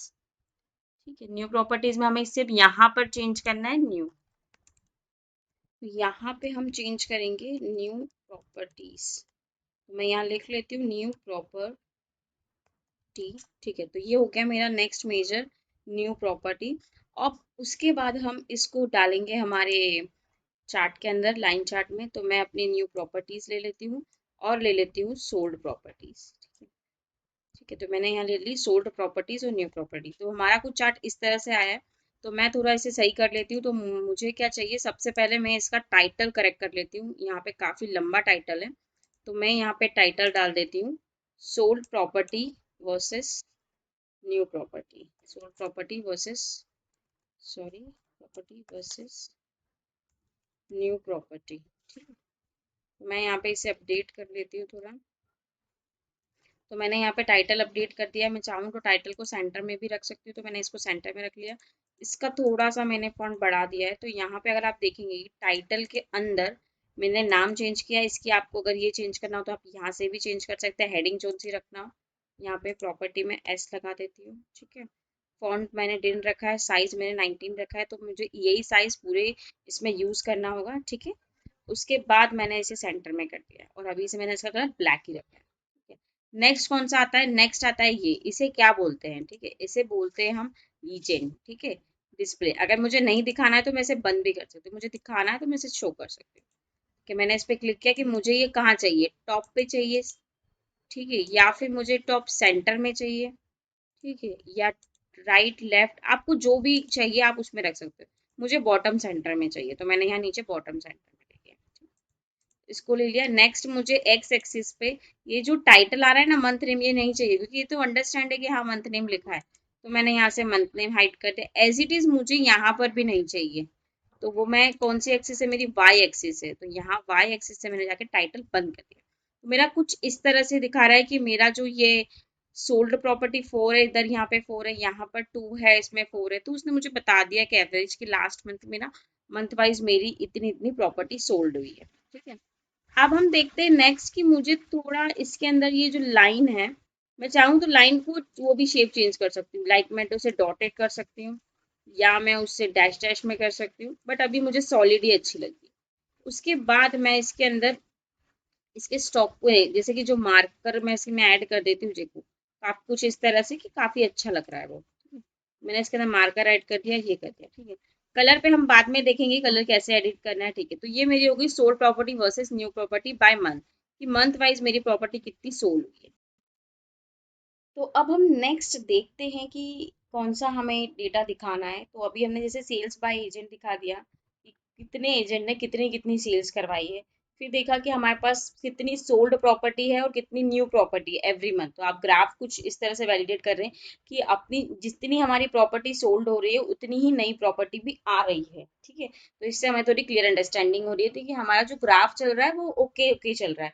इसे क्या हुआ था जून में कुछ प्रॉपर्टीज क्या थी, वो की सोल्ड प्रॉपर्टी थी, ज्यादा थी, बट नई हमारे पास कम आई थी। और हम अगर लास्ट मंथ में देखें तो कि हमारे पास जो न्यू प्रॉपर्टी काफी सारी आ गई है दिसंबर में, बट जो सोल्ड प्रॉपर्टी है वो कम सोल्ड हुई थी, ठीक है। तो हम चलते हैं नेक्स्ट चार्ट पे। नेक्स्ट में हम ये दिखाएंगे कि कौन से एजेंट का सबसे ज्यादा कंट्रीब्यूशन रहा है, ठीक है, कि एजेंट वाइज कंट्रीब्यूशन कितना था, एजेंट कंट्रीब्यूशन। तो ये जो होता है ना, ये कंट्रीब्यूशन जो वर्ड होता है, ये जो कंट्रीब्यूशन होता है, मेनली आपसे इंटरव्यू क्वेश्चन में भी पूछते हैं कि सपोज आपके पास एक प्रोडक्ट, आपके पास टोटल सेल हुई है किसी भी प्रोडक्ट की। अब मैं चाहती हूँ कि ए प्रोडक्ट का कंट्रीब्यूशन कितना है वो मेरे को जानना है, ठीक है। ए प्रोडक्ट का कितना कंट्रीब्यूशन है वो मुझे पता करना है। इसी तरह यहाँ पे एजेंट का कंट्रीब्यूशन कितना है वो हमें देखना है। तो ये आपको एक इंटरव्यू क्वेश्चन भी है और आप इसमें हेल्प भी करेगा अगर आप उन्हें बताते हो, ठीक है। तो हम उसे देखते हैं, विद द हेल्प ऑफ डेक्स देखेंगे, ठीक है। तो आप देख रहे हो जैसे कि मैं थोड़ा इसे बड़ा कर लेती हूँ कि थोड़ा क्लियर दिखे, इसे भी मैं थोड़ा बड़ा कर लेती हूँ। एजेंट कंट्रीब्यूशन निकालने के लिए सबसे पहले हम देख लेते हैं कि एजेंट कंट्रीब्यूशंस में यूज क्या क्या होने वाला है। देखो पहले समझ लेते हैं कि कंट्रीब्यूशन निकालते कैसे। देखो सपोज मेरे पास एजेंट है, एक A1 है, एक एजेंट A2 है, एक एजेंट A3 है, ठीक है। एजेंट 1 जो है उसकी सेल हुई है 10, एजेंट सेकेंड है उसकी सेल हुई है मेरी 15, और एक एजेंट है, सॉरी 12, ओके। नेक्स्ट एक और एजेंट है उसकी सेल हुई है मेरी कितनी, 50, ठीक है। कुछ इस तरह से हुई है। तो ये हो जाएगा 10, 20, 30, 35 और 36, 37। तो टोटल सेल्स कितनी हो गई मेरी, टोटल सेल्स हो गई है मेरी 37, ठीक है। अब क्या करना है, ये तो मेरी टोटल सेल्स आ गई है। अब मुझे कंट्रीब्यूशन चाहिए कि ए का कंट्रीब्यूशन कितना है, बी का कितना है, सी का कितना है, सॉरी A1 का कितना है, A2 का कितना है और A3 का कितना है, ठीक है। तो मेरे को कंट्रीब्यूशन निकालने के लिए क्या करना पड़ेगा, इज इक्वल्स टू 10 डिवाइड करना पड़ेगा मुझे टोटल सेल्स से, ठीक है। तो मैं जब इसको करूंगी तो मेरा आंसर आएगा। तो मैं एक बार कैलकुलेटर से कैलकुलेट कर लेती हूँ यहाँ पे, ठीक है, कि 10 डिवाइड करूंगी 37 से तो मेरे पास वैल्यू कितनी आएगी, 0.27 यानी 27%, ठीक है। तो मेरी आएगी 27%। उसके बाद हम देखेंगे नेक्स्ट 12 को डिवाइड करूंगी मैं, 12 को डिवाइड करूंगी 37 से तो मेरी वैल्यू आएगी 32, ठीक है, 32% मतलब, ठीक है। फिर मैं लास्ट लेती हूँ 15 को डिवाइड करूंगी मैं 37 से तो मेरी वैल्यू आएगी 41, ठीक है। तो मेरी कुछ वैल्यू आई है 41, यानी ये मेरा 100% कॉन्ट्रीब्यूशन हो गया। 27 प्लस 32 प्लस 41 करेंगे तो 100% कॉन्ट्रीब्यूशन आ जाएगा, ठीक है। तो कुछ इस तरह से कॉन्ट्रीब्यूशन निकलता है, ठीक है। अब हम आते हैं हमारे पावर बीआई के अंदर, डेक्स से कैलकुलेट इसे कैसे करते हैं वो मैं बताऊंगी। इसमें हमें दो मेजर लगेंगे, एक तो ऑल लगेगा, ठीक है, एक ऑल की हेल्प से करेंगे और एक डिवाइड करना पड़ेगा, ठीक है। जैसे हमने यहाँ डिवाइड किया वैसे ही हमें वहां भी डिवाइड करना पड़ेगा। और एक और हमारा डेक्स लगेगा कैलकुलेट, जो कि हम ऑलरेडी एक और दूसरे मेजर में यूज कर सके। तो इन तीनों की हेल्प से हम करेंगे एजेंट का कंट्रीब्यूशन निकालेंगे। तो हम आ जाते हैं वापस से हमारी पावर बीआई स्क्रीन पर। यहाँ आप देख रहे तो हमारी पेज का साइज काफी छोटा हो गया है कि हमने ऑलमोस्ट कुछ मेजर उसके अंदर, सॉरी कुछ चार्ट कवर कर लिए। तो हम यहाँ पे साइज बढ़ाने के लिए जाते हैं फॉर्मेट में, कैनवास सेटिंग के अंदर मैं यहाँ पे साइज हाइट बढ़ा देती हूँ, 1000 कर देती हूँ, ठीक है। तो ये अब हमारा क्लियर हो चुका है, ठीक है। अब हम चलते हैं इसका बनाते हैं मेजर, ठीक है। तो मैं एक मेजर सिलेक्ट कर लेती हूँ यहाँ से, 3 डॉट पे यहाँ पे न्यू मेजर है उसे मैं ले लेती हूँ। अब मैं सबसे मैंने बताया था कि ऑल हमें लेगा। ऑल क्या होता है ना, ऑल क्यों यूज करते हैं, ऑल हम यूज करते हैं वो क्या कर देता है, सारे फिल्टर को रिमूव कर देता है टेबल में से, ठीक है। ये उसका मतलब होता है कि वो क्या करता है, सारे फिल्टर को रिमूव कर देता है। तो मैं चाहती हूँ कि वो कैलकुलेट करे किसको, सम ऑफ, किसको, सम ऑफ सेल्स को, ठीक है। सम ऑफ सेल मतलब क्या कर दे, सम कर दे सारी सेल, ठीक है, सम कर दे सारी सेल का।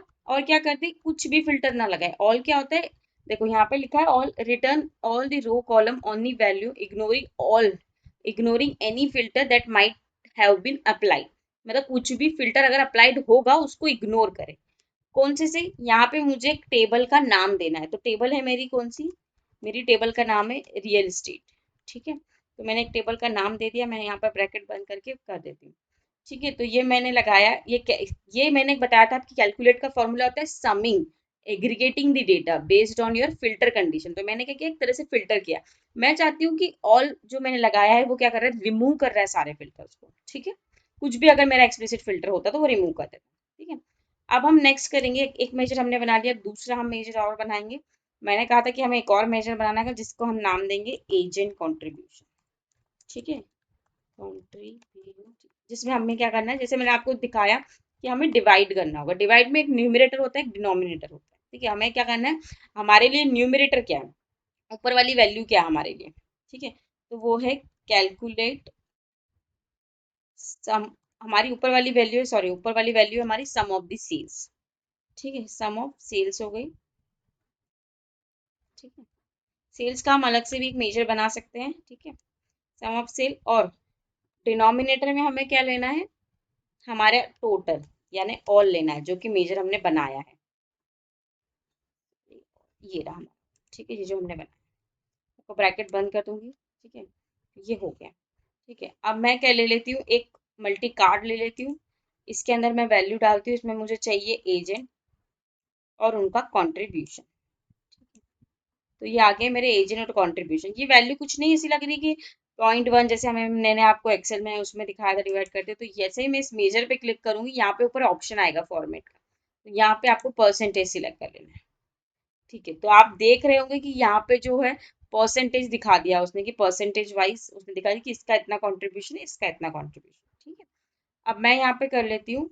ठीक है, अब मेरे को ये टाइटल देना है यहाँ पे इसको, तो मैं यहाँ पे जाऊंगी फॉर्मेट पेन पे, जनरल के अंदर आपको एक टाइटल का बटन मिलेगा जिसको आपको ऑन कर देना है। यहाँ पे मैं दूंगी यहाँ पे एजेंट कॉन्ट्रीब्यूशन। ठीक है, तो ये क्या हो गया, मेरा एजेंट कॉन्ट्रीब्यूशन हो गया।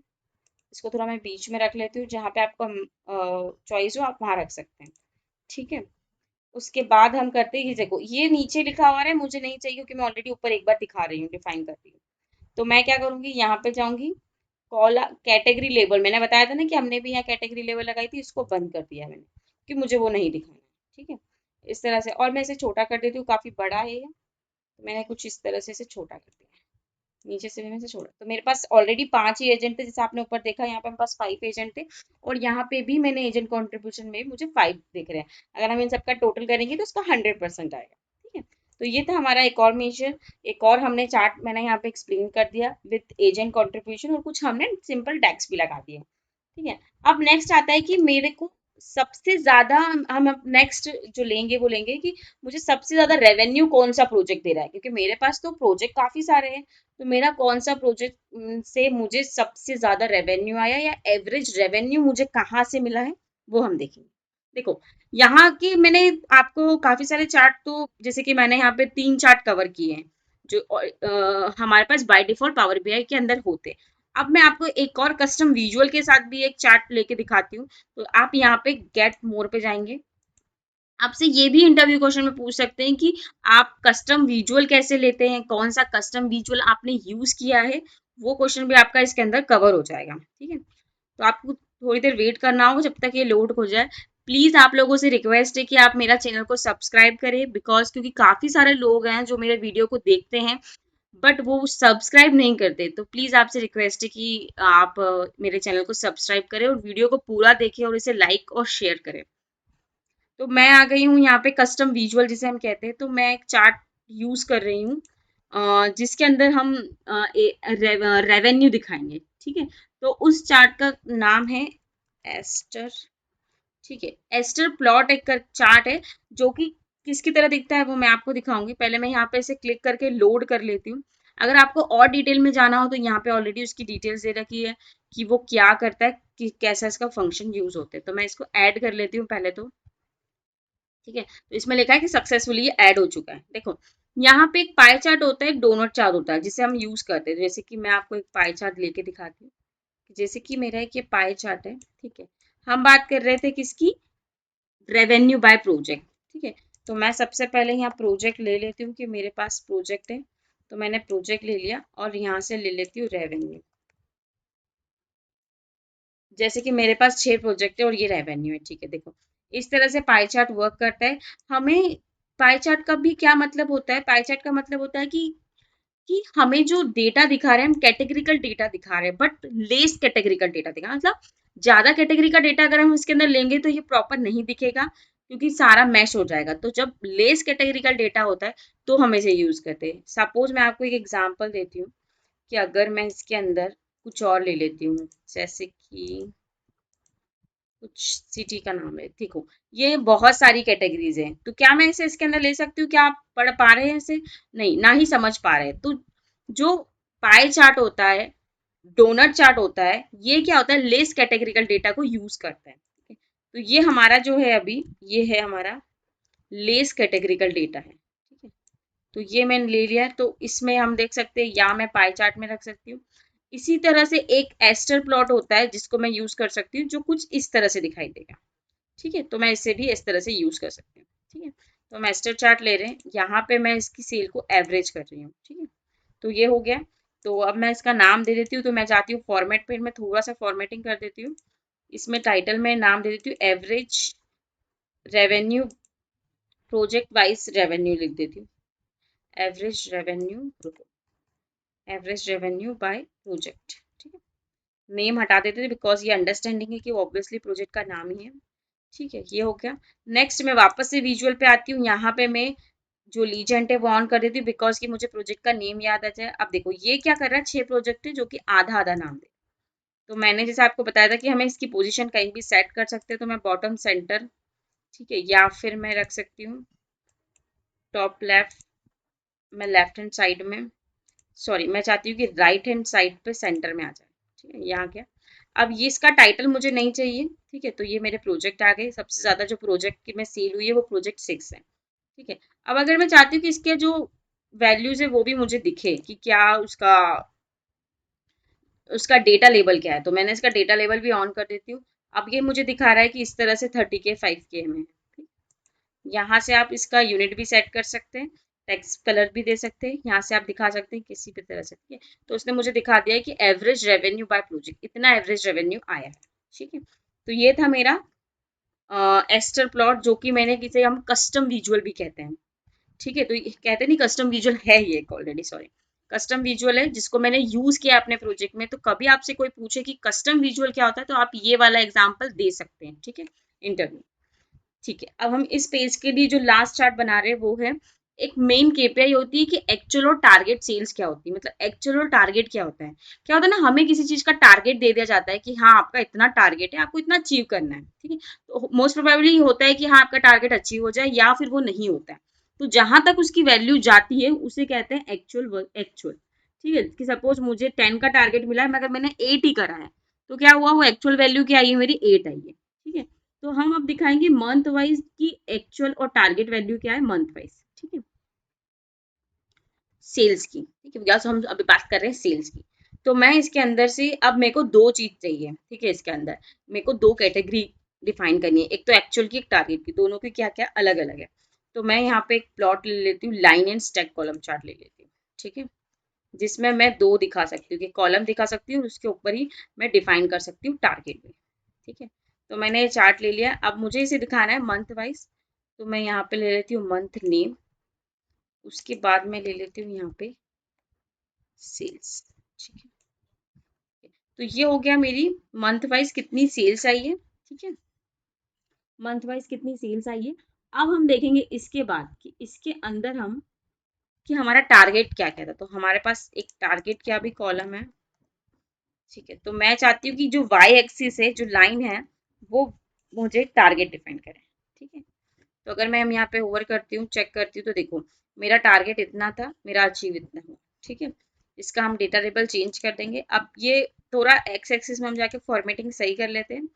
वाई एक्सिस में जो इन्होंने वैल्यू डिफाइन की है, वो मैं चाहती हूँ कि वो थाउजेंड्स में दिखाएं, कि थोड़ी अंडरस्टैंडिंग क्लियर हो, उसके बाद मैं डेटा लेबल ऑन कर लेती हूँ इसी में से।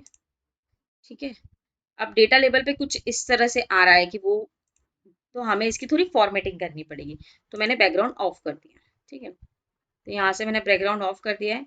और जैसे कि क्या है ना, सबका दिखा रहा है, तो मैं चाहती हूँ कि सिर्फ सेल्स का ही मुझे डेटा दिखे, सिर्फ मुझे, सॉरी, सेल्स का ही मुझे, सेल्स, सॉरी, सेल्स की ही मुझे वैल्यू दिखे। मैं चाहती हूँ टारगेट की मुझे वैल्यू ना दिखे। ठीक है, तो मैं सिर्फ इसकी सेल्स की वैल्यू दिखाई। सपोज आपको टारगेट की दिखानी है, सेल्स की नहीं दिखानी, तो आप यहाँ से बंद कर सकते हैं। ठीक है, इसने बंद कर दिया। ऑल कर देंगे तो दोनों की दिखाएगा वो। ठीक है, नेक्स्ट हो गया हमारा। यहाँ पे कर देंगे तो ऑन हो जाएगा। सेल्स में जाके इसको भी ऑन कर देंगे तो दोनों आ जाएगा। ठीक है, क्लियर। अब मैं चाहती हूँ कि सिर्फ मुझे सेल्स की ही दिखाए और टारगेट की मैं बंद कर दी। ठीक है, तो ये मेरा क्लियर हो गया। तो ये मेरा हो गया। यहाँ पे मैं लिख देती हूँ एक्चुअल वर्सेस सेल्स। ठीक है, एक्चुअल वर्सेस, सॉरी, टारगेट।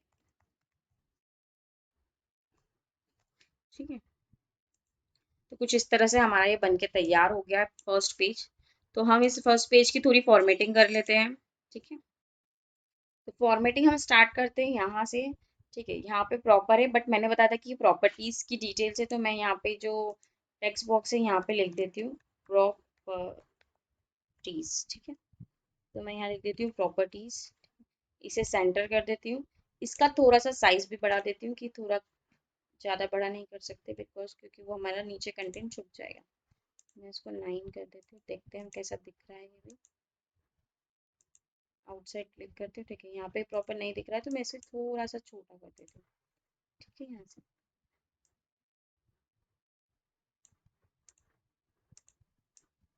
ठीक है, ये हो गया प्रॉपर क्लियर आ गया यहाँ पर। तो मैंने यहाँ पे वो कर दिया। ठीक है, अब इसका साइज मुझे छोटा करना पड़ेगा कैटेगरी लेवल का। ठीक है, तो ये वैकेंट हो गया मेरा। 8 लास्ट होता है, नहीं 8 में हमें दिखेगा नहीं, तो थोड़ा सा बड़ा कर देते हैं। और कॉल आउट वैल्यू भी मैं इसकी थोड़ी सी छोटी कर देती हूँ। ठीक है, मैंने 25 कर दी। अगर मुझे सेम इसी को कॉपी करना है, मैं फॉर्मेट पेंटर का यूज़ करके इसको कर दूंगी, फिर फॉर्मेट पेंटर का यूज़ करके इसको कर दूंगी। ठीक है, नाउ अब ये थोड़ा मुझे क्लियर लग रहा है, मुझे दिख रहा है कि क्या है। नेक्स्ट आते हैं sales by agent. Sales by agent में हम ऐसे ही रखते हैं, जैसे ये एजेंट का नाम है और ये सेल्स है। ठीक है, इसे मैं ऐसे ही रखती हूँ। यहाँ मैं चाहूँ तो, अगर मुझे चाहिए कि मुझे टाइटल नहीं चाहिए यहाँ पे, कि पता है मुझे एजेंट है, तो मैं यहाँ से इसको हटा देती हूँ। यहाँ से भी इसका टाइटल ऑफ कर देती हूँ। ठीक है, ओके। नेक्स्ट होता है sold property versus new property. ये तो हमारा क्लियरली लग रहा है, हमें इसमें कोई चेंजेस नहीं करने।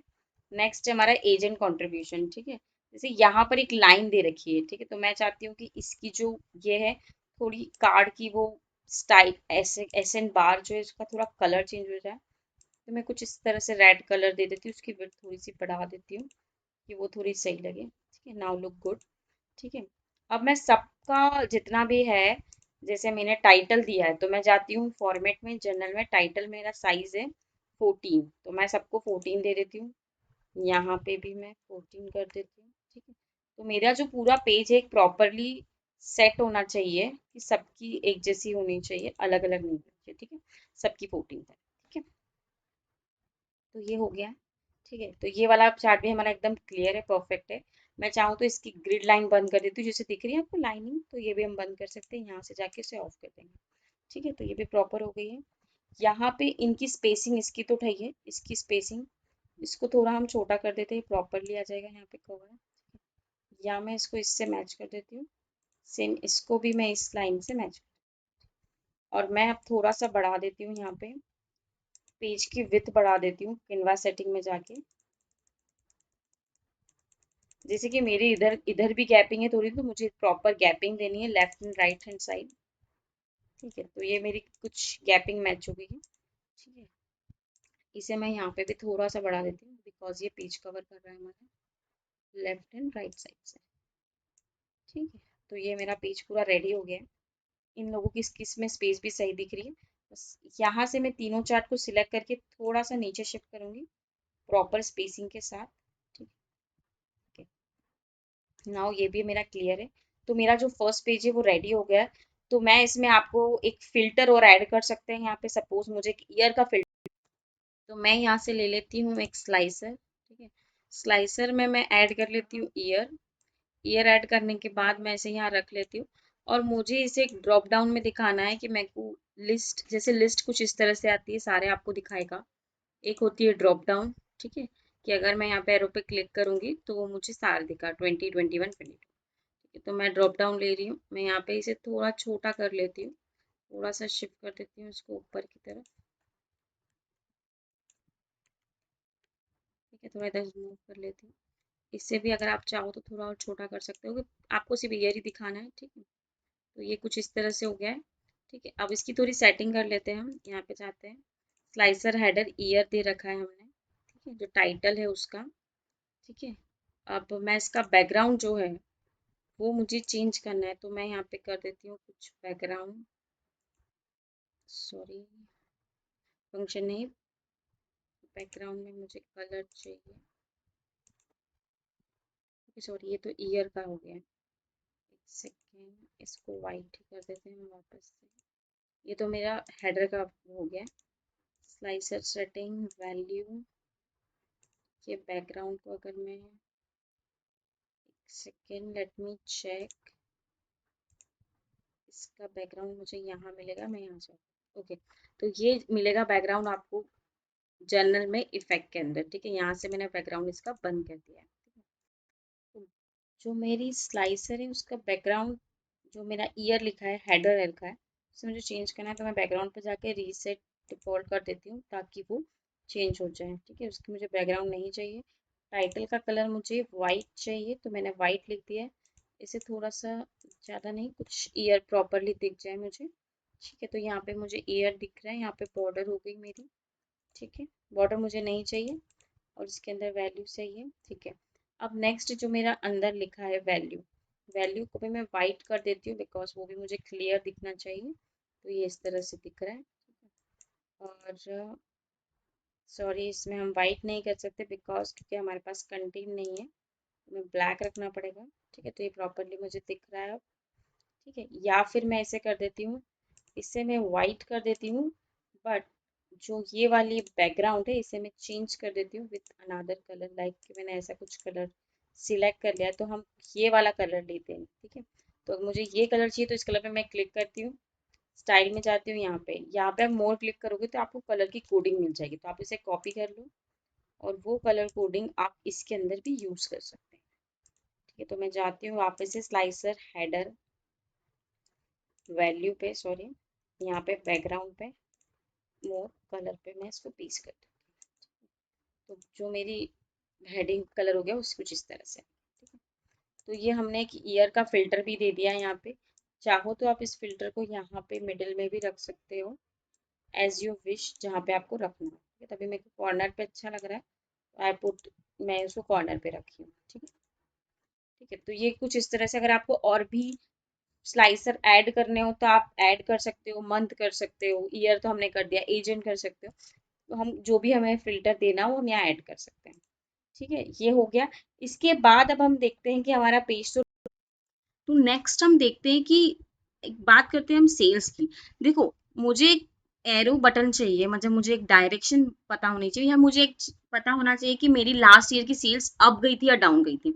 तो अप और डाउन को दिखाने के लिए मुझे बटन का यूज चाहिए होगा, या फिर मुझे एक एरो का साइन मिल जाए जो कि ये बताए कि मेरी लास्ट ईयर की सेल्स अप में थी या डाउन में थी। ठीक है, तो उसको बनाने के लिए आपसे इंटरव्यू क्वेश्चन में भी पूछ सकते हैं कि सपोज मेरी सेल्स थी, प्रीवियस ईयर सेल्स मेरी कितनी थी और अभी करंट से कंपेयर करें तो मेरी प्रीवियस ईयर सेल्स कितनी थी। ठीक है, तो पहले हम चलते हैं यहाँ पे हम एक नया मेजर बना लेते हैं, पहले तो टोटल सेल्स का। ठीक है, तो मैं यहाँ पे ले लेती हूँ टोटल सेल्स का एक मेजर बना लेती हूँ with the help of some function.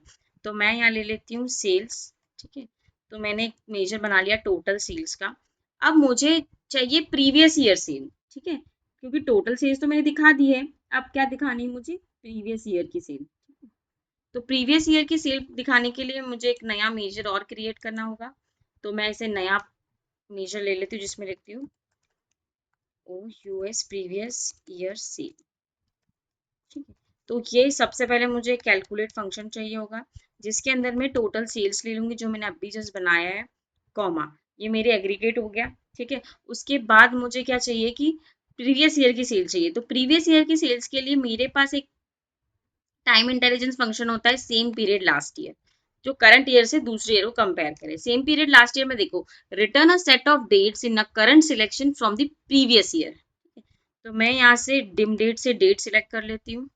ठीक है, डिम डेट का मैंने आपको मतलब बताया था कि कंटिन्यूअस वैल्यू, जो टाइम इंटेलिजेंस फंक्शंस होते हैं उनके अंदर डेट जो होती है वो कंटिन्यूटी में होनी चाहिए, नो नल नो डुप्लीकेट।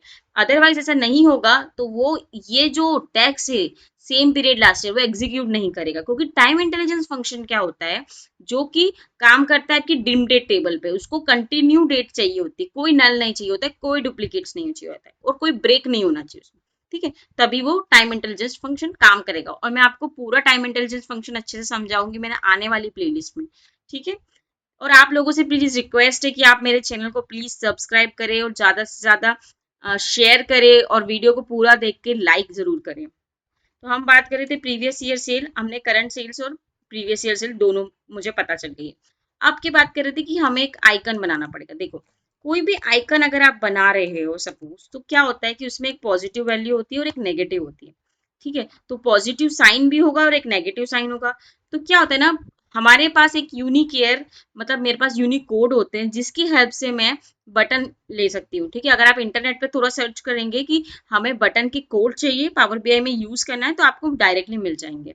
ठीक है, तो मैं आपको डायरेक्टली ले चलती हूँ मेजर के पास, उससे बनाते हैं हम और देखते हैं कि वो कैसे जादू करेगा। ठीक है, तो मैं बनाती हूँ आइकन, आइकन फॉर सेल्स। ठीक है, आप कोई भी लेके चेंज कर लेना इस शीट में। आप, मैं आपको ये शीट भी शेयर करूंगी, पीबीआई फाइल भी दूंगी आपको, डेटा सेट भी दूंगी, आप पूरी प्रैक्टिस कर सकते हो इसकी हेल्प से।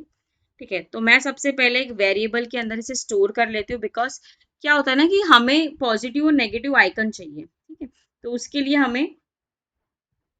उसके लिए हमें दो वेरिएबल लेना होंगे। ठीक है, तो मैं यहाँ पे अल्ट एंटर से हम नीचे आ जाती हूँ, यहाँ पे एक वेरिएबल लेती हूँ जिसका नाम देती हूँ पॉजिटिव, पॉजिटिव, पॉजिटिव आइकन, जिसके अंदर मैं यहाँ लिखती हूँ कि यहाँ पे होता है एक यूनिकेयर, सॉरी, यूनिकेयर होता है, जो कि देखो क्या कह रहा है, रिटर्न कर रहा है यूनिक कोड कैरेक्टर रिटर्न करेगा, मतलब एक एरो बटन का जो हमें साइन चाहिए, वो जो एरो बटन का मेरे पास है वो ये है 9650, जो कि आप इंटरनेट पे आपको आसानी से एरो बटन और भी मिल जाएंगे जिसका कोड आप यूज कर सकते हो। ठीक है, नेगेटिव आइकन हम ले लेते हैं नेक्स्ट, जिसके अंदर हम बताएंगे यूनिकेयर, इसका कोड है हमारे पास 9660।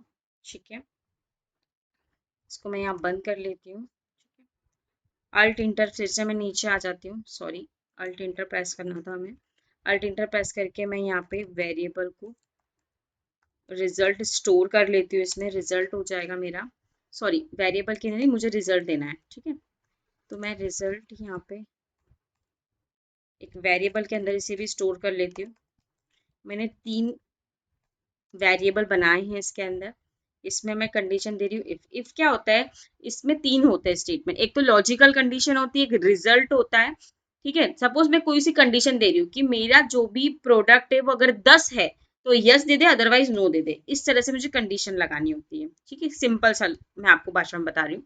अब हम बात करें इसकी कि मेरी जो टोटल सेल्स है, मेरी टोटल सेल्स अगर ग्रेटर देन हुई किससे, प्रीवियस ईयर सेल से, जो कि हमने ऑलरेडी एक मेजर बना रखा है प्रीवियस ईयर सेल्स से, तो क्या दे, पॉजिटिव बटन दे, पॉजिटिव आइकन दे, अदरवाइज दे नेगेटिव।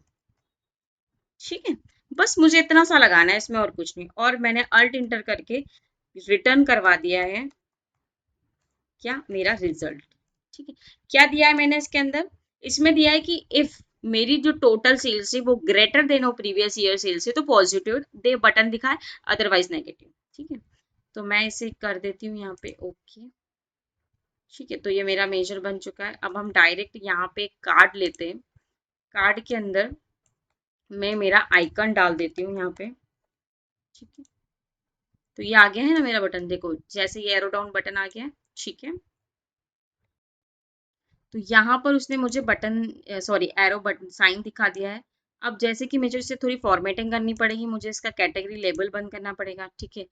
कॉल आउट वैल्यू भी थोड़ी मुझे इसकी कम करनी पड़ेगी क्योंकि मुझे वो छोटा चाहिए इसीलिए, ठीक है। और जर्नल में जाके मैं इसका बैकग्राउंड भी ऑफ कर देती हूँ ताकि प्रॉपर ये दिखे। तो मैंने इसका बैकग्राउंड भी ऑफ कर दिया। ये मुझे एक एरो बटन भी इसने यहाँ ला कर दे दिया है। मैं इसे कुछ इस तरह से दिखा रही हूँ यहाँ पे, कहीं भी आप लगा सकते हैं, जैसे आपको यहाँ इसे लगा सकते हैं। इसकी जो वैल्यू है इसे हम थोड़ा और छोटा कर देते हैं ताकि वो इस जगह पे कवर हो जाए। तो ये कुछ इस तरह से छोटा हो रहा है और मैं इसे यहाँ पर रख देती हूँ, ठीक है, कि ये एकदम प्रॉपर मुझे जगह पे दिखे। थोड़ा मैं इसको शिफ्ट कर लेती हूँ यहाँ पे, ठीक है। तो ये मुझे एरो बटन मिल गया है। इसमें अब ये बता रहा है कि हाँ मेरी सेल्स अच्छी जा रही है अगर मैं इस कंपेयर करूँ प्रीवियस ईयर से। अब हम नेक्स्ट इसमें देखेंगे कि हमें इसे कलर डिफाइन करना पड़ेगा कि ग्रीन कौन सा होता है और मतलब हमारी सेल पॉजिटिव में गई है या नेगेटिव में गई है, ठीक है। तो मुझे कलर डिफाइन करना होगा। तो मैं कलर डिफाइन करने के लिए एक और मेजर बनाऊंगी। इसमें आप अगर इसको पूरा प्रॉपर देखेंगे तो आपको काफी सारे मेजर मिलेंगे और ये सारे एक इंटरव्यू क्वेश्चन के बेसिस पे भी होते हैं। आपसे पूछ भी सकते हैं कि आप किसी सपोज किसी आइकन का कलर मुझे चेंज करना हो, मैं कैसे करूंगी with the help of measure, ठीक है। तो मैं आइकन प्रॉफिट का कलर यहाँ यूज कर लेती हूँ, ठीक है, जिसमें मैं दिखाती हूँ कि इफ मैंने कर दिया कंडीशन वही मैंने बोला था आपको लॉजिकल स्टेटमेंट देना है कि अगर ये वैल्यू इस वैल्यू से बड़ी है तो मुझे ग्रीन दे दे अदरवाइज रेड दे दे। तो मैं क्या कर रही हूँ यहाँ पे कि मेरी जो टोटल सेल है, मेरी टोटल सेल्स अगर बड़ी है किससे, प्रीवियस ईयर की सेल से, प्रीवियस ईयर की सेल से, तो मुझे क्या कर दे वो ग्रीन कलर दे दे, ठीक है। अदरवाइज वो मुझे दे रेड कलर, ठीक है। यहाँ पे मुझे दे दे रेड कलर, ठीक है। तो मैं इसे बंद कर देती हूँ। अब जैसे कि मेरा जो आइकन है वो ब्लैक कलर में आ रहा है तो मुझे कलर डिफाइन करना है। तो जैसे ही मैं इस पर क्लिक करूंगी यहाँ पर जाऊंगी, ठीक है। कॉल आउट वैल्यू है बिकॉज ये कॉल आउट वैल्यू ही है। इसकी जगह मैंने क्योंकि इसके आइकन बनाए हैं इसीलिए देखो ये ब्लैक कलर है तो मेरे को यहाँ पे मुझे कलर चेंज नहीं करना है क्योंकि ये कलर तो यूज नहीं हो सकते ना। मैंने एक फंक्शन बनाया है, ठीक है। इस फंक्शन में 3 ऑप्शन होते हैं, ग्रेडियंट, रूल और फील्ड। मैंने अभी फील्ड बनाई है क्या, जिसका नाम है आइकन प्रॉफिट कलर, ठीक है। जिसके अंदर मैंने कंडीशन डिफाइन की। देखो अब ऑटोमेटिकली इसका कलर चेंज हो गया है, ठीक है, हो गया है चेंज। अब अगर हम जाते हैं ईयर फिल्टर पे और अगर मैं किसी को फिल्टर करती हूँ तो जैसे कि अब मुझे इस बटन को थोड़ा ऊपर देना पड़ेगा बिकॉज ये प्रॉपरली सही नहीं लग रहा है। ये कंपेयर कर रही हूँ तो मेरा ग्रीन आ रहा है, मतलब मेरी सेल्स खराब नहीं गई है इसीलिए वो बटन चेंज नहीं कर रहा है, ठीक है। लेट मी चेक, मुझे चेक करना पड़ेगा पहले कि प्रॉपर वैल्यू दे भी रहा है या नहीं दे रहा है बटन। तो मैं एक पेज ले लेती हूँ, यहाँ पे मैं ले लेती हूँ एक टेबल ले लेती हूँ जिसके अंदर मैं डालती हूँ ईयर, ठीक है। यहाँ से मैं एक ईयर ले लेती हूँ जिसमें मुझे सिर्फ ईयर चाहिए। यहाँ से ले लेती हूँ मैं प्रीवियस ईयर सेल ले लेती हूँ और यहाँ पे ले लेती हूँ मैं टोटल सेल्स, ठीक है। देखो सेल्स तो एकदम सही दिखा रहा है कि अगर मैं प्रीवियस ईयर से कंपेयर करूँ तो मेरी सेल जैसे मेरी सबसे कम थी फिर मेरी थोड़ी बढ़ी और फिर मेरी और बढ़ गई, ठीक है। तो मतलब मेरी सेल बढ़ ही रही है, मेरी सेल नेगेटिव में नहीं है, ठीक है। तो मतलब मेरा आइकन जो है वो प्रॉपरली सही वर्क कर रहा है, ठीक है। तो मैं इस आइकन को थोड़ा ऊपर शिफ्ट कर देती हूँ यहाँ पे। इसकी कॉल आउट वैल्यू भी मैं यहाँ पे कम कर देती हूँ थोड़ी, ठीक है। तो अब सही है, मैं इसको यहाँ से फिल्टर करती हूँ, ठीक है। ठीक है, ये मुझे टोटल सेल्स दिखा रहा है तीनों ईयर की, ठीक है। तो ये एकदम प्रॉपरली वर्क कर रहा है, ठीक है। अब हम ये हमारा पेज पूरा कंप्लीट होता है जहां तक मैंने इसमें काफी सारी चीजें कवर कर ली है। अब हम तो अब हम बनाते हैं नेक्स्ट पेज। नेक्स्ट पेज बनाने से पहले मैं आपको एक और चीज दिखाती हूँ। यहाँ पे अगर मैं क्लिक करती हूँ तो देखो ये सेल्स मेरी इसके कंपैरिजन में लास्ट ईयर डाउन गई थी, ठीक है। तो मीन्स ये हमारा प्रॉपरली वर्क कर रहा है। अब मैं इसी को डुप्लीकेट कर लेती हूँ। मैंने इसका नाम रीनेम कर दिया है, होम कर दिया है, ठीक है। ये होम पेज हो गया मेरा, ठीक है। अब इसी की मैं एक डुप्लीकेट कॉपी बना लेती हूँ, ठीक है। अब जैसे कि मुझे कोई पेज हाइड करना हो तो मैं लेफ्ट क्लिक करके हाइड भी कर सकती हूँ क्योंकि ये मुझे थोड़ा सा रफ वर्क के लिए चाहिए था इसलिए मैंने इसे बनाया था। ठीक है, मैं इसको थोड़ा सा ड्रैग एंड ड्रॉप कर लेती हूँ आगे। इसमें मैं दे देती हूँ डिटेल्स ऑफ, ठीक है, डिटेल्स ऑफ रियल्स, डिटेल पेज कर देते हैं, ठीक है। थोड़ा सा मैं इसमें और डिटेल में दिखाऊंगी, तो मैंने इसको डुप्लीकेट क्यों किया है कि मुझे फॉर्मेटिंग प्रॉपर मिल जाए एज इट इज। और मैं ये सारे चार्ट इसमें से हटा लेती हूँ। अब हम लेते हैं एक मैप कि मुझे स्टेट वाइज सेल्स देखनी है, तो वो मैं देखते हैं यहाँ से। तो मैंने एक मैप ले लिया है, यहाँ पे थोड़ा सा इसके पेज छोड़ दिए, इसको थोड़ा सा और ऊपर कर दिया है। तो यहाँ पे हम चेक करते हैं स्टेट। स्टेट हमारा है, ये रहा मेरा स्टेट, तो मैंने यहाँ ले लिया स्टेट। ठीक है, अब हमें चाहिए सेल्स, तो मैं यहाँ पे डाल देती हूँ, सॉरी, यहाँ पे लैटिट्यूड लॉन्गिट्यूड नहीं चाहिए मुझे, मुझे बबल साइज में सेल्स चाहिए। ठीक है, तो ये मेरी सेल्स आ गई है। ठीक है, अब मैं इस मैप को देखो, ये नॉर्मल मैप होता है, जैसे कि दो तरीके से मैप है, एक तो मैप है और एक फील्ड मैप होता है कि जो आपका एरिया है उसे फील कर देगा वो, जैसे कुछ इस तरह से फील कर देगा। ये जो जहाँ पे भी सेल हुई है, देखो यहाँ पे दिखाएगा भी वो कि ये मेरी इस जगह पे इतनी इतनी सेल हुई। बट ये चार्ट सभी लोग यूज करते हैं, हम थोड़ा सा चेंज करते हैं, हम जाते, तो मैंने एक नया मैप आपको दिखाती हूँ, जिसमें मैं जाती हूँ फाइल में, ऑप्शन एंड सेटिंग के अंदर, ऑप्शन के अंदर यहाँ पर मैं जाके प्रीव्यू फीचर पे क्लिक करूंगी, और यहाँ पे एक शेप मैप विजुअल करके एक ऑप्शन आएगा, आपको उसे टिक कर देना है। ठीक है, उसके बाद आपको आपका पावर बीआई डेस्कटॉप जिस पे आप रिपोर्ट बना रहे हैं उसको रीस्टार्ट करना है। फिर आपको कुछ इस तरह से एक शेप मैप मिलेगा, तो हम जो बनाएंगे, क्योंकि नॉर्मल मैप तो सभी यूज करते हैं, बट हम अब इस वाले शेप में बनाएंगे, जिसके अंदर मैं इसे ले लेती हूँ। उसके बाद मैं इसमें डालती हूँ स्टेट। ठीक है, मैं यहाँ से स्टेट ले लेती हूँ, और उसके बाद ले लेती हूँ सेल्स। ओके, उसके बाद मुझे सेल्स दिखानी है, तो मैं कलर सेचुरेशन के अंदर सेल्स दिखाती हूँ। ये तो कुछ इस तरह से इसने लिया है यहाँ पे कलर कोऑर्डिनेशन। हम थोड़ा कलर पे जाके चेक करते हैं कि हमें कौन सा लेना है, तो मेरे को ग्रेडियंट दिखा रहा है, बट मुझे ग्रेडियंट नहीं चाहिए, तो मैंने ग्रेडियंट ऑफ कर दिया। ठीक है, अब मुझे तीन कलर डिफाइन कर रहा है, मिनिमम, सेंटर और मैक्सिमम। तो मैं मिनिमम कलर देख लेती हूँ। तो मिनिमम मैं यही रखती हूँ जो था। ठीक है, ग्रेडियंट को मैं ऑफ कर देती हूँ क्योंकि मुझे ग्रेडियंट नहीं चाहिए। ठीक है, मिनिमम हो गया मेरा, मैक्सिमम हो गया। ठीक है, उसके बाद ब्लैंक एरिया के लिए भी मुझे कुछ है, तो मैं ब्लैंक एरिया में कुछ इस तरह से फिल कर देती हूँ। और जो मिनिमम वैल्यू है मेरी, मैं वो रखती हूँ 20 और 30। ठीक है, कुछ इस तरह से मैंने वैल्यू डिफाइन कर दी, बट ये कलर कुछ ज़्यादा डार्क लग रहा है, तो हम इसे थोड़ा सा चेंज करते हैं कुछ इस तरह से। इसे हम थोड़ा और लाइट करते हैं, डार्क हो गया है।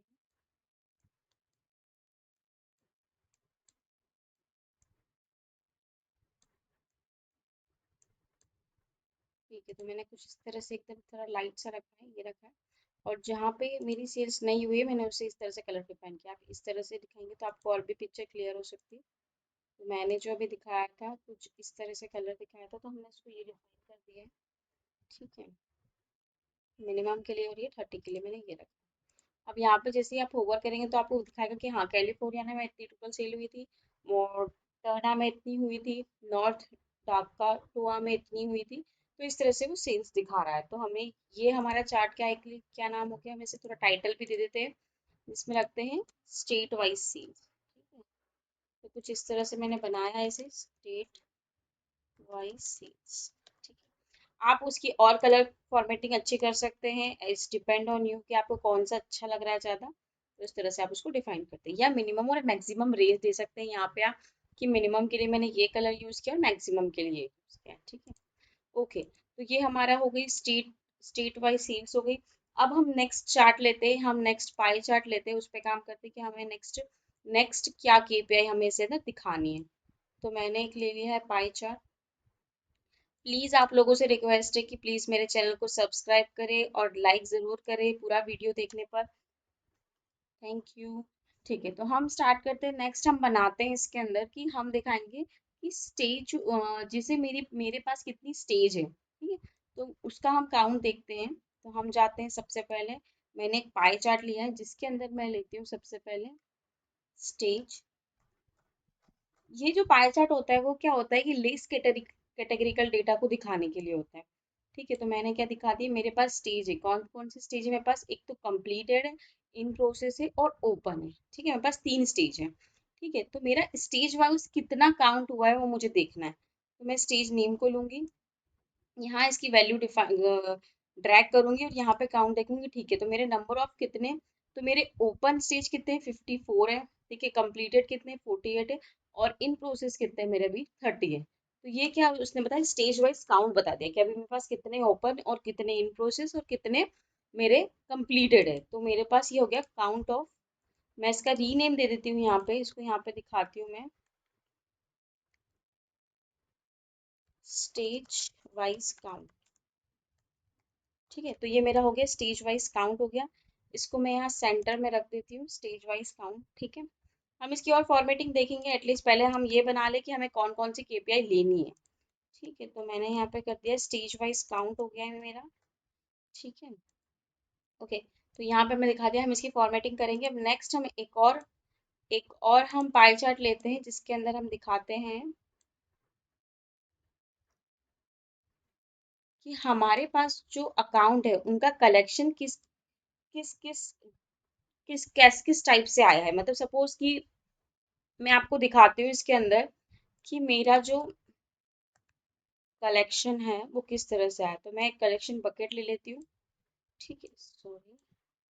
ठीक है, तो मेरा जो कलेक्शन बकेट है यानी किस मोड से आया है। मतलब सपोज मेरे को कोई पेमेंट कर रहा है, मेरा एक रियल स्टेट का बिजनेस है। ठीक है, तो मेरे को क्या आ रहा है कि मेरे पास जो भी प्रोजेक्ट्स आ रहे हैं तो उनकी जो कलेक्शन होती है, अमाउंट ऑफ कलेक्शन होती है, वो कैश आ रही है, चेक से आ रही है, ड्राफ्ट से आ रही है, ऑनलाइन ट्रांसफर आ रही है। तो किस तरह से लोग मुझे उसकी पेमेंट कर रहे हैं। ठीक है, तो मैं क्या कर रही हूँ कि मेरे पास अकाउंट जो भी जिन जिन के भी अकाउंट है और किन किन लोगों ने किस किस तरह से पेमेंट मुझे दी है, तो वो हम यहाँ पर अभी देख लेंगे। ठीक है, तो मैंने इसमें ले लिया है सबसे पहले कि मेरे पास जो कलेक्शन बकेट है, मेरे पास कैश है, चेक है, ड्राफ्ट है और ऑनलाइन ट्रांसफर है। उसके बाद जो मेरे पास कौन कौन से अकाउंट से आ रहा है, तो मेरे पास जो जिन लोगों ने ट्रांसफर किया है, तो मैं इसका काउंट ऑफ ले लूँ। ठीक है, तो मैंने इसका काउंट ऑफ ले लिया है। ठीक है, इतने लोग इतने परसेंट 44% ने ऑनलाइन ट्रांसफर किया है, फिर मेरा आधे से ज्यादा कैश आ रहा है, फिर मेरा रिमेनिंग चेक से आ रहा है और बहुत कम ड्राफ्ट से आ रहा है।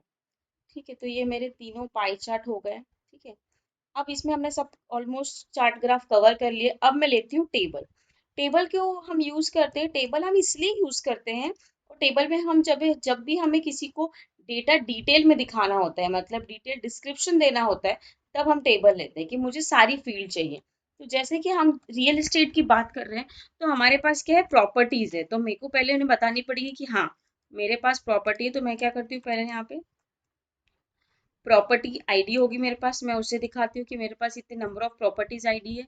ठीक है, उसके बेसिस पे मेरे पास एजेंट है कि यहाँ पर मेरे एजेंट से, ये मेरे एजेंट कौन कौन सा एजेंट कौन कौन सी प्रॉपर्टी आईडी पे काम कर रहा है, किनको कौन कौन से मुझे प्रॉपर्टी उन्हें प्रॉपर्टी की आईडी मिली है, मतलब किस प्रोजेक्ट पे। सपोज मुझे एक टावर बनाना है। ठीक है, टावर बनाने के लिए क्या होता है कि उसमें फ्लोर होते हैं काफी सारे, और जरूरी नहीं कि एक ही टावर हो, 10 टावर भी हो सकते हैं। तो 10 टावर में मेरे पास 20 फ्लोर है। तो हर एक एक जरूरी नहीं है कि हर एजेंट हर सारे टावर को देख सकता है, पॉसिबल नहीं है। तो एक एजेंट एक ही टावर को देख सकता है या एक एजेंट 5 ही फ्लोर को देख सकता है। तो इसी हिसाब से जो प्रॉपर्टी की आईडी का डिस्ट्रीब्यूशन होता है अकॉर्डिंग टू एजेंट। ठीक है, ये हो गया। अब उसके बाद मैं इसके अंदर ऐड कर देती हूँ उसका डिस्क्रिप्शन कि कौन, जैसे मैंने बताया कि कौन क्या काम कर रहा है। ठीक है, सपोज इसकी मीटिंग शेड्यूल हो गई है, उसको उसका रिव्यू करना है, उसको वहां जाना है, उसकी की कमर्शियल इंश्योरेंस है, मतलब जो जो से रिलेटेड उनका डिस्क्रिप्शन है। ये डमी डिस्क्रिप्शन मैंने इसके अंदर लिया है आपको दिखाने के लिए। ठीक है, तो इस तरह से उसका डिस्क्रिप्शन हो सकता है। ठीक है, तो मैंने इसमें कुछ 3 फील्ड दिखाई है, तो मैं इसको थोड़ा छोटा कर लेती हूँ। ठीक है, अब हम एक नेक्स्ट चार्ट लेंगे जिसका नाम है decomposition tree. Decomposition sorry decomposition tree क्या होता है कि डीकम्पोजिशन ट्री एनालाइजिंग करता है डेटा को। मतलब अगर आपके डेटा को आपको एनालाइजिंग के फॉर्म में दिखाना है तो आप इसका यूज कर सकते हैं। ठीक है, तो हम किस तरह से यूज कर रहे हैं मैं आपको दिखाती हूँ इसके अंदर। ठीक है, तो मैंने ये ले लिया। सबसे पहले मैं क्या कर रही हूँ इसके अंदर कि इसमें जो एनालाइज दिखा रही हूँ, एनालिसिस दिखा रही हूँ, वो किसके बेसिस पे दिखा रही हूँ, मुझे रेवेन्यू के बेसिस पे दिखाना है। तो मैं यहाँ पे हमारा रेवेन्यू ले लेती हूँ। ठीक है, तो मैंने यहाँ पे रेवेन्यू ले लिया और मैंने इसका नाम दिया है कि रेवेन्यू को मैं यहाँ पर रेवेन्यू को मैं डिस्ट्रीब्यूशन कर रही हूँ। क्या कर रही हूँ, रेवेन्यू को STRU डिस्ट्रीब्यूशन, ठीक है। मैंने यहाँ पे ले लिया रेवेन्यू डिस्ट्रीब्यूशन, ठीक है, कि मेरा इतना रेवेन्यू है। उसके बाद मुझे कौन सी एनालाइज किसके बेस पे कर रही हूँ, रेवेन्यू के, और किसे किसे एक्सप्लेन करना है वो मैं लेती हूँ। तो मैं सबसे पहले लेती हूँ कि मेरे पास प्रोजेक्ट कौन कौन से हैं, ठीक है, नंबर ऑफ प्रोजेक्ट मुझे यहाँ से पता चल जाएंगे, ठीक है। उसके बाद मेरे पास उन प्रोजेक्ट पे एजेंट कौन सा असाइन है, तो मैं एजेंट भी ले लेती हूँ उसके बाद, ठीक है। एजेंट लेने के बाद मैं यहाँ पे देखती हूँ कि मुझे और क्या चाहिए इसके अंदर। तो मैं एजेंट के बाद प्रॉपर्टी का स्टेटस क्या है मेरा, सॉरी, प्रॉपर्टी का स्टेटस।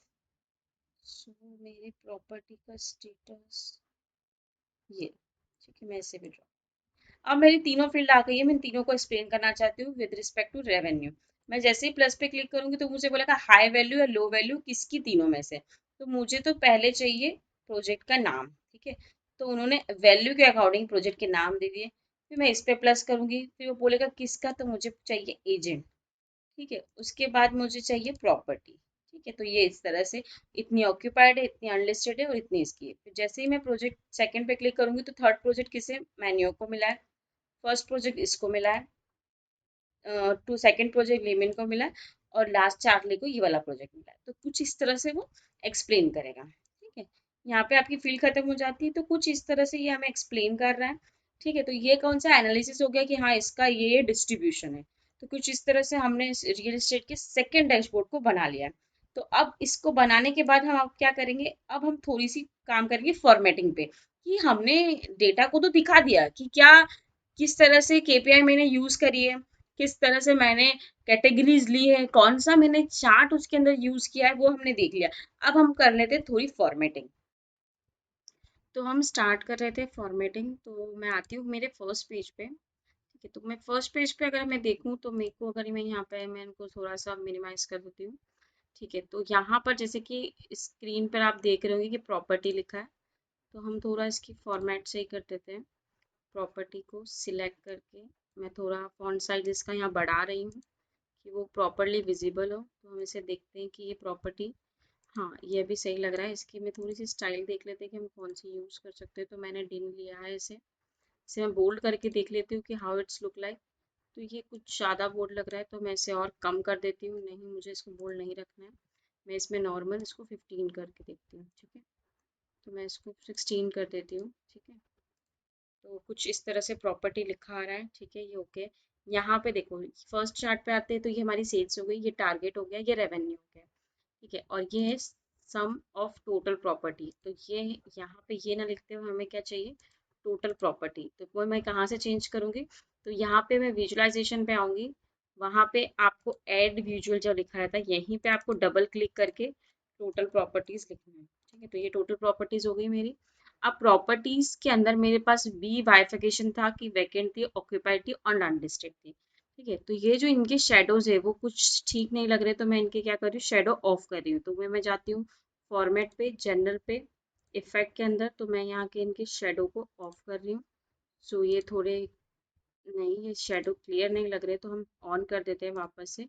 बट शेडो का जो है कलर मैं और लाइट कर देती हूँ कि वो थोड़ा क्लियर और लगे, ठीक है। तो मैंने कुछ इस तरह से शेडो का यहाँ पे, जैसे कि मैंने वैकेंट को किया है, मैं उसी को फॉर्मेट पेंटर यूज करके यहाँ पे इसे चेंज कर देती हूँ, as it is format painter करके इसे कर देती हूँ, ठीक है। Now it's look clear. Property भी थोड़ा मुझे लग रहा है कि ज़्यादा ही डार्क हो गया है, तो मैं इसे थोड़ा सा और लाइट कर, सॉरी साइज तो ओके है, 16 है, ठीक है, ओके। तो ये कुछ ठीक लग रहा है। अब आते हैं हम सम ऑफ द सेल्स एजेंट। तो ये टाइटल हमें सही नहीं लग रहा है, तो हम लिखेंगे यहाँ पे, टाइटल चेंज करेंगे, जर्नल में जाएंगे, टाइटल में लेंगे सेल्स बाय एजेंट्स। वो क्या टाइटल होगा, ये भी बहुत इंपॉर्टेंट पार्ट होता है आपका कि आपने टाइटल क्या रखा है। बिकॉज आपका जो यूजर है, आपका जो क्लाइंट है, वो मेनली आपकी जो रिपोर्ट को देखेगा on the basis of title कि वो दे क्या रखा है। तो हम यहाँ लिखेंगे सेल्स बाय एजेंट, ठीक है। तो इससे क्लियर पता चल रहा है कि जो आपकी सेल्स हुई है वो सेल्स बाय एजेंट, आप जो सेल्स दिखा रहे हो बाय द एजेंट दिखा रहे हो, ठीक है। अब जैसे कि आप यहाँ पे जो वैल्यू दिखा रहे हो वो कुछ इस तरह से दिखा रहे हो, बट यहाँ पे आप मिलियंस में दिखा रहे हो, ये भी एक बैड इम्पैक्ट होता है। तो हम इसे भी चेंज करेंगे, हम विजुअल पे जाएंगे, यहाँ पे मेरी एक्स एक्सिस है, तो एक्स एक्सिस में मैं यहाँ पे स्टार्ट कर देती हूँ 0 से, उसको मैं करती हूँ यहाँ पे, इसको मुझे थाउजेंड्स में दिखानी है। सॉरी, एक सेकंड, हम एक काम करते हैं, हम इसकी वैल्यू के अंदर इस पे डिस्प्ले 1000 कर देते हैं। तो ये अब मुझे 1000 में 0 से 1000 तक में दिखा रही है। नाउ इट्स क्लियर, सही भी लग रहा है। ठीक है, अब हम आते हैं next, sold property versus new property. ये तो करेक्ट है। इसकी लाइनिंग का कलर हम थोड़ा चेंज कर देते हैं, बिकॉज लाइनिंग का कलर थोड़ा सही नहीं लग रहा है। तो हम इसको थोड़ा देखते हैं, यहाँ पे जाते हैं हम लाइन के अंदर, यहाँ पे हम सिलेक्ट करते हैं फर्स्ट, यहाँ पे आपको दिखेगी सीरीज। तो मैं पहले देखती हूँ solid property, sold property sorry, इसमें जाएंगे कलर में, यहाँ पे इसका कलर हम मोर में जाके थोड़ा सा चेक करते हैं कि हमें कौन सा कलर रखना चाहिए। या इट्स लुक गुड, तो हम ये रखते हैं, ये वाला कलर। ठीक है, इसी के साथ हम दूसरा सिलेक्ट कर लेते हैं, न्यू। ठीक है, या हम ऑल भी कर सकते हैं, एज डिपेंड ऑन यू कि जोन सा आपको लेना हो। फिर मैं जाती हूँ इसके अंदर थोड़ा कुछ इस तरह से डार्क कलर। सो ये परफेक्ट लग रहा है। ठीक है, तो ये मेरी सोल्ड प्रॉपर्टी और ये मेरी न्यू प्रॉपर्टी। ठीक है, नीचे प्रॉपर्टी क्लियर है, यहाँ पे भी अंडरस्टैंड। ठीक है, तो हम इस हमारे जो सेल्स बाय एजेंट का बार चार्ट है उससे भी हम थोड़ा सही कर लेते हैं। इसके बार का कलर मैं यहाँ पे से चेंज करती हूँ। ठीक है, तो कुछ इस तरह से कलर हमने रख दिया, क्योंकि हमारा डैशबोर्ड का कलर हम इस तरह से डिफाइन कर रहे हैं, तो ये थोड़ा उससे मैच कर रहा है। तो मैं थोड़ा सा और इसे लाइट करती हूँ यहाँ पे, और वो प्रिटी मच गुड लगे। ठीक है, तो ये सही है। या फिर हम कोई सा और कलर देखते हैं। ठीक है, इट्स लुक ऑल्सो प्रिटी। ठीक है, तो ये कलर भी हमें सही लग रहा है। ठीक है, उसके बाद हम आते हैं एजेंट कॉन्ट्रीब्यूशन। तो ये हमारा एकदम सही है एजेंट कॉन्ट्रीब्यूशन। ठीक है, क्योंकि ये सही दिख रहा है एजेंट कॉन्ट्रीब्यूशन। देखो ये क्या कर रहा है ना, स्क्रोल कर रहा है। ठीक है, बट हमें इतना रिक्वायर्ड नहीं, क्योंकि हमारे पास ऑलरेडी हमारे पेज में काफ़ी स्पेस है। तो हम इसकी स्क्रोलिंग ना करें, इसको हम थोड़ा सा बड़ा कर देते हैं कि वो स्क्रोल ना दिखे, अदरवाइज लगेगा कि हम स्क्रोल कर रहे हैं। ठीक है, तो मैंने इसे सही कर दिया यहाँ पे। इन दोनों की स्पेसिंग भी ठीक है हमारी। ठीक है, नेक्स्ट आते हैं हम ये वाले चार्ट पे। इसमें से इसे थोड़ा सा हम यहाँ पे थोड़ी स्पेस देते हैं। ठीक है, और यहाँ से भी हम थोड़ा बड़ा कर देते हैं, क्योंकि वो बैलेंस एक इक्वल साइज होना चाहिए। अब हम देते हैं इसके कलर, क्योंकि काफ़ी डार्क कलर लग रहे हैं, हमें इन डार्क कलर को थोड़ा सा लाइट करना है। ठीक है, तो मैं जाती हूँ रीजन पे, यहाँ पे मैं कलर को चेक करती हूँ, देखती हूँ मेरी, ये रहे मेरे पाई कलर। ठीक है, मेरे 6 प्रोजेक्ट के लिए मैंने अलग अलग कलर दे रखे हैं। ठीक है, तो मैं थोड़ा सबसे पहले हम ब्लू वाले की बात करते हैं प्रोजेक्ट नंबर 6 पे। तो कुछ हम इस तरह से इसे डिफाइन करते हैं। ठीक है, सेकेंड हम लेते हैं ये वाला। ठीक है, थर्ड लुक गुड। फोर्थ हम डिफाइन करते हैं, नहीं इट्स नॉट लुक गुड, हम और कोई सा कलर चेक करते हैं। हमें रैंडमली कलर सिलेक्ट करने हैं, ऐसा डिपेंड नहीं है कि आपको जो अच्छा लगता है आप वो कलर इसमें डिफाइन कर सकते हैं। बट हमारा डैशबोर्ड हम थोड़ा लाइट शेड में बना रहे हैं, तो इसीलिए हम थोड़े लाइट कलर सिलेक्ट कर रहे हैं। जैसे कि ये कलर काफ़ी सही लग रहे हैं, आपको जो भी कलर सूट करे आप वो सिलेक्ट कर सकते हैं। कि मैं कुछ और कलर भी देखती हूँ, अगर ये हमें सही लगते हैं तो। प्लीज़ जब तक मैं सिलेक्ट कर रही हूँ कलर, तब तक आप मेरे चैनल को सब्सक्राइब कर दें। तो ये यहाँ तक मैं ऑलमोस्ट कर चुकी हूँ। मैं एक और कलर यहाँ पे डिफाइन करती हूँ कि वो दिख जाए। ठीक है, और अगर आपको कोई और कलर सजेस्ट हो रहा है तो प्लीज़ आप चैट बॉक्स में मेरे को कलर भी बता सकते हैं कि आपको ये कलर कोडिंग अच्छी लग रही है, तो हम उसको उसी पैटर्न में फॉलो भी कर सकते हैं। ठीक है, तो मैं कुछ इस तरह से कलर कोडिंग इसी डिफाइन कर रही हूँ। ठीक है, नाउ इट्स लुक गुड, क्योंकि पहले काफ़ी डार्क कलर थे, अब मैंने इन कलर को काफ़ी लाइट सा कर दिया है। ठीक है, नेक्स्ट आता है actual versus target. Actual versus target का तो जो हमने टाइटल दिया है वो करेक्ट है, उस टाइटल को मैं सेंटर में कर देती हूँ। ठीक है, यहाँ भी जैसे अगर हमने एक सेंटर में किया है तो आपको सारे डैशबोर्ड में सभी को सेंटर ही रखना होगा। ठीक है, बिकॉज आप एक ही यूआई डिजाइन लेके चल रहे इसीलिए। ठीक है, अब सम ऑफ सेल्स और ये लिखा है, मुझे इसका नाम चेंज करना पड़ेगा, यहाँ पे लिखना पड़ेगा सेल्स और यहाँ लिखना पड़ेगा टारगेट। ठीक है, तो यहाँ से मैं सम ऑफ हटा देती हूँ, टारगेट ही रहने देती हूँ। तो मैंने यहाँ सम एंड टारगेट लिख दिया है। अब मैं इनका कलर पे आती हूँ, तो मैं फॉर्मेट पे आती हूँ, यहाँ पे मैं कॉलम पे जाती हूँ कि मुझे पहले कॉलम का कलर देखना है। तो मैं यहाँ से थोड़ा चूज कर लेती हूँ कॉलम, बहुत डार्क हो गया ये। तो हम अभी थोड़ा सा कॉलम का कलर चेक कर रहे हैं। हम देखते हैं ये वाली कलर हम इसमें सेट करते हैं, तो ये प्रिटी मच गुड लग रहा है, तो हम इसे रहने देते हैं। और लाइन स्पेसिंग के लिए भी कलर ठीक है। अगर आपको यहाँ पर कलर के अंदर आपको जैसे सपोज मार्कर ऑन करने हो, तो आप यहाँ पे मार्कर ऑन कर सकते हो, तो ये बोल्ड सा कुछ आपको इस तरह से दिखेगा। ठीक है, इसका साइज आप कुछ और में भी शेप में रखना चाहते हो तो आपको कुछ और शेप में मिल जाएगा। आप इसको भी सेट कर सकते हो। अगर मैं इस चार्ट पे आऊँ तो मैं सोच रही हूँ थोड़ा सा हम इस चार्ट का भी कलर चेंज कर देते हैं। हम कुछ इसे इस शेप में रखते हैं। Now may be it's look good. ठीक है, तो अदरवाइज हम इसे और नीचे वाले को सेम कर देते हैं। ठीक है, ओके, तो ये परफेक्ट है। तो हमने कुछ इस तरह से चार्ट्स को रीडिज़ाइन किया है। तो हमारा कुछ चार्ट इस तरह से लग रहा है। तो हम देखते हैं हमारी रिपोर्ट कैसी लग रही है। तो हमारी रिपोर्ट कुछ इस तरह लग रही है और बहुत अच्छी दिख रही है। अब मैं यहाँ पे थोड़ा ईयर पे सेटिंग कर देती हूँ। इसे मैं नीचे थोड़ा सा बड़ा करती हूँ। इसे थोड़ा सा छोटा कर देते हैं हम। इसकी हाइट थोड़ी सी बढ़ानी पड़ेगी, अदरवाइज हमें क्लियर नहीं दिखेगा। मैंने इसकी हाइट थोड़ी सी बढ़ा दी है। ठीक है, तो ये मेरा ईयर भी अब क्लियर है। ठीक है, तो ये पेज मेरा रेडी हो चुका है। ठीक है, अब हम आते हैं नेक्स्ट पेज पे। सॉरी, एक और चीज़ इसमें रह गई है, वो है ये जो पेज का साइज है वो नीचे से काफ़ी कम है, तो मुझे थोड़ी सी इसकी हाइट बढ़ानी होगी। यहाँ पे कम नहीं, मुझे बढ़ानी है। तो ये पूरा पेज थोड़ा, क्योंकि हमने अभी एक ग्राफ को थोड़ा बड़ा किया था, तो मैंने थोड़ा सा इसे बढ़ा दिया है। तो अब इस ये तीनों अब हमारे एक इक्वल लेवल पे आ जाएंगे। ठीक है, तो ये कुछ इस तरह से हमने डिज़ाइन किया है।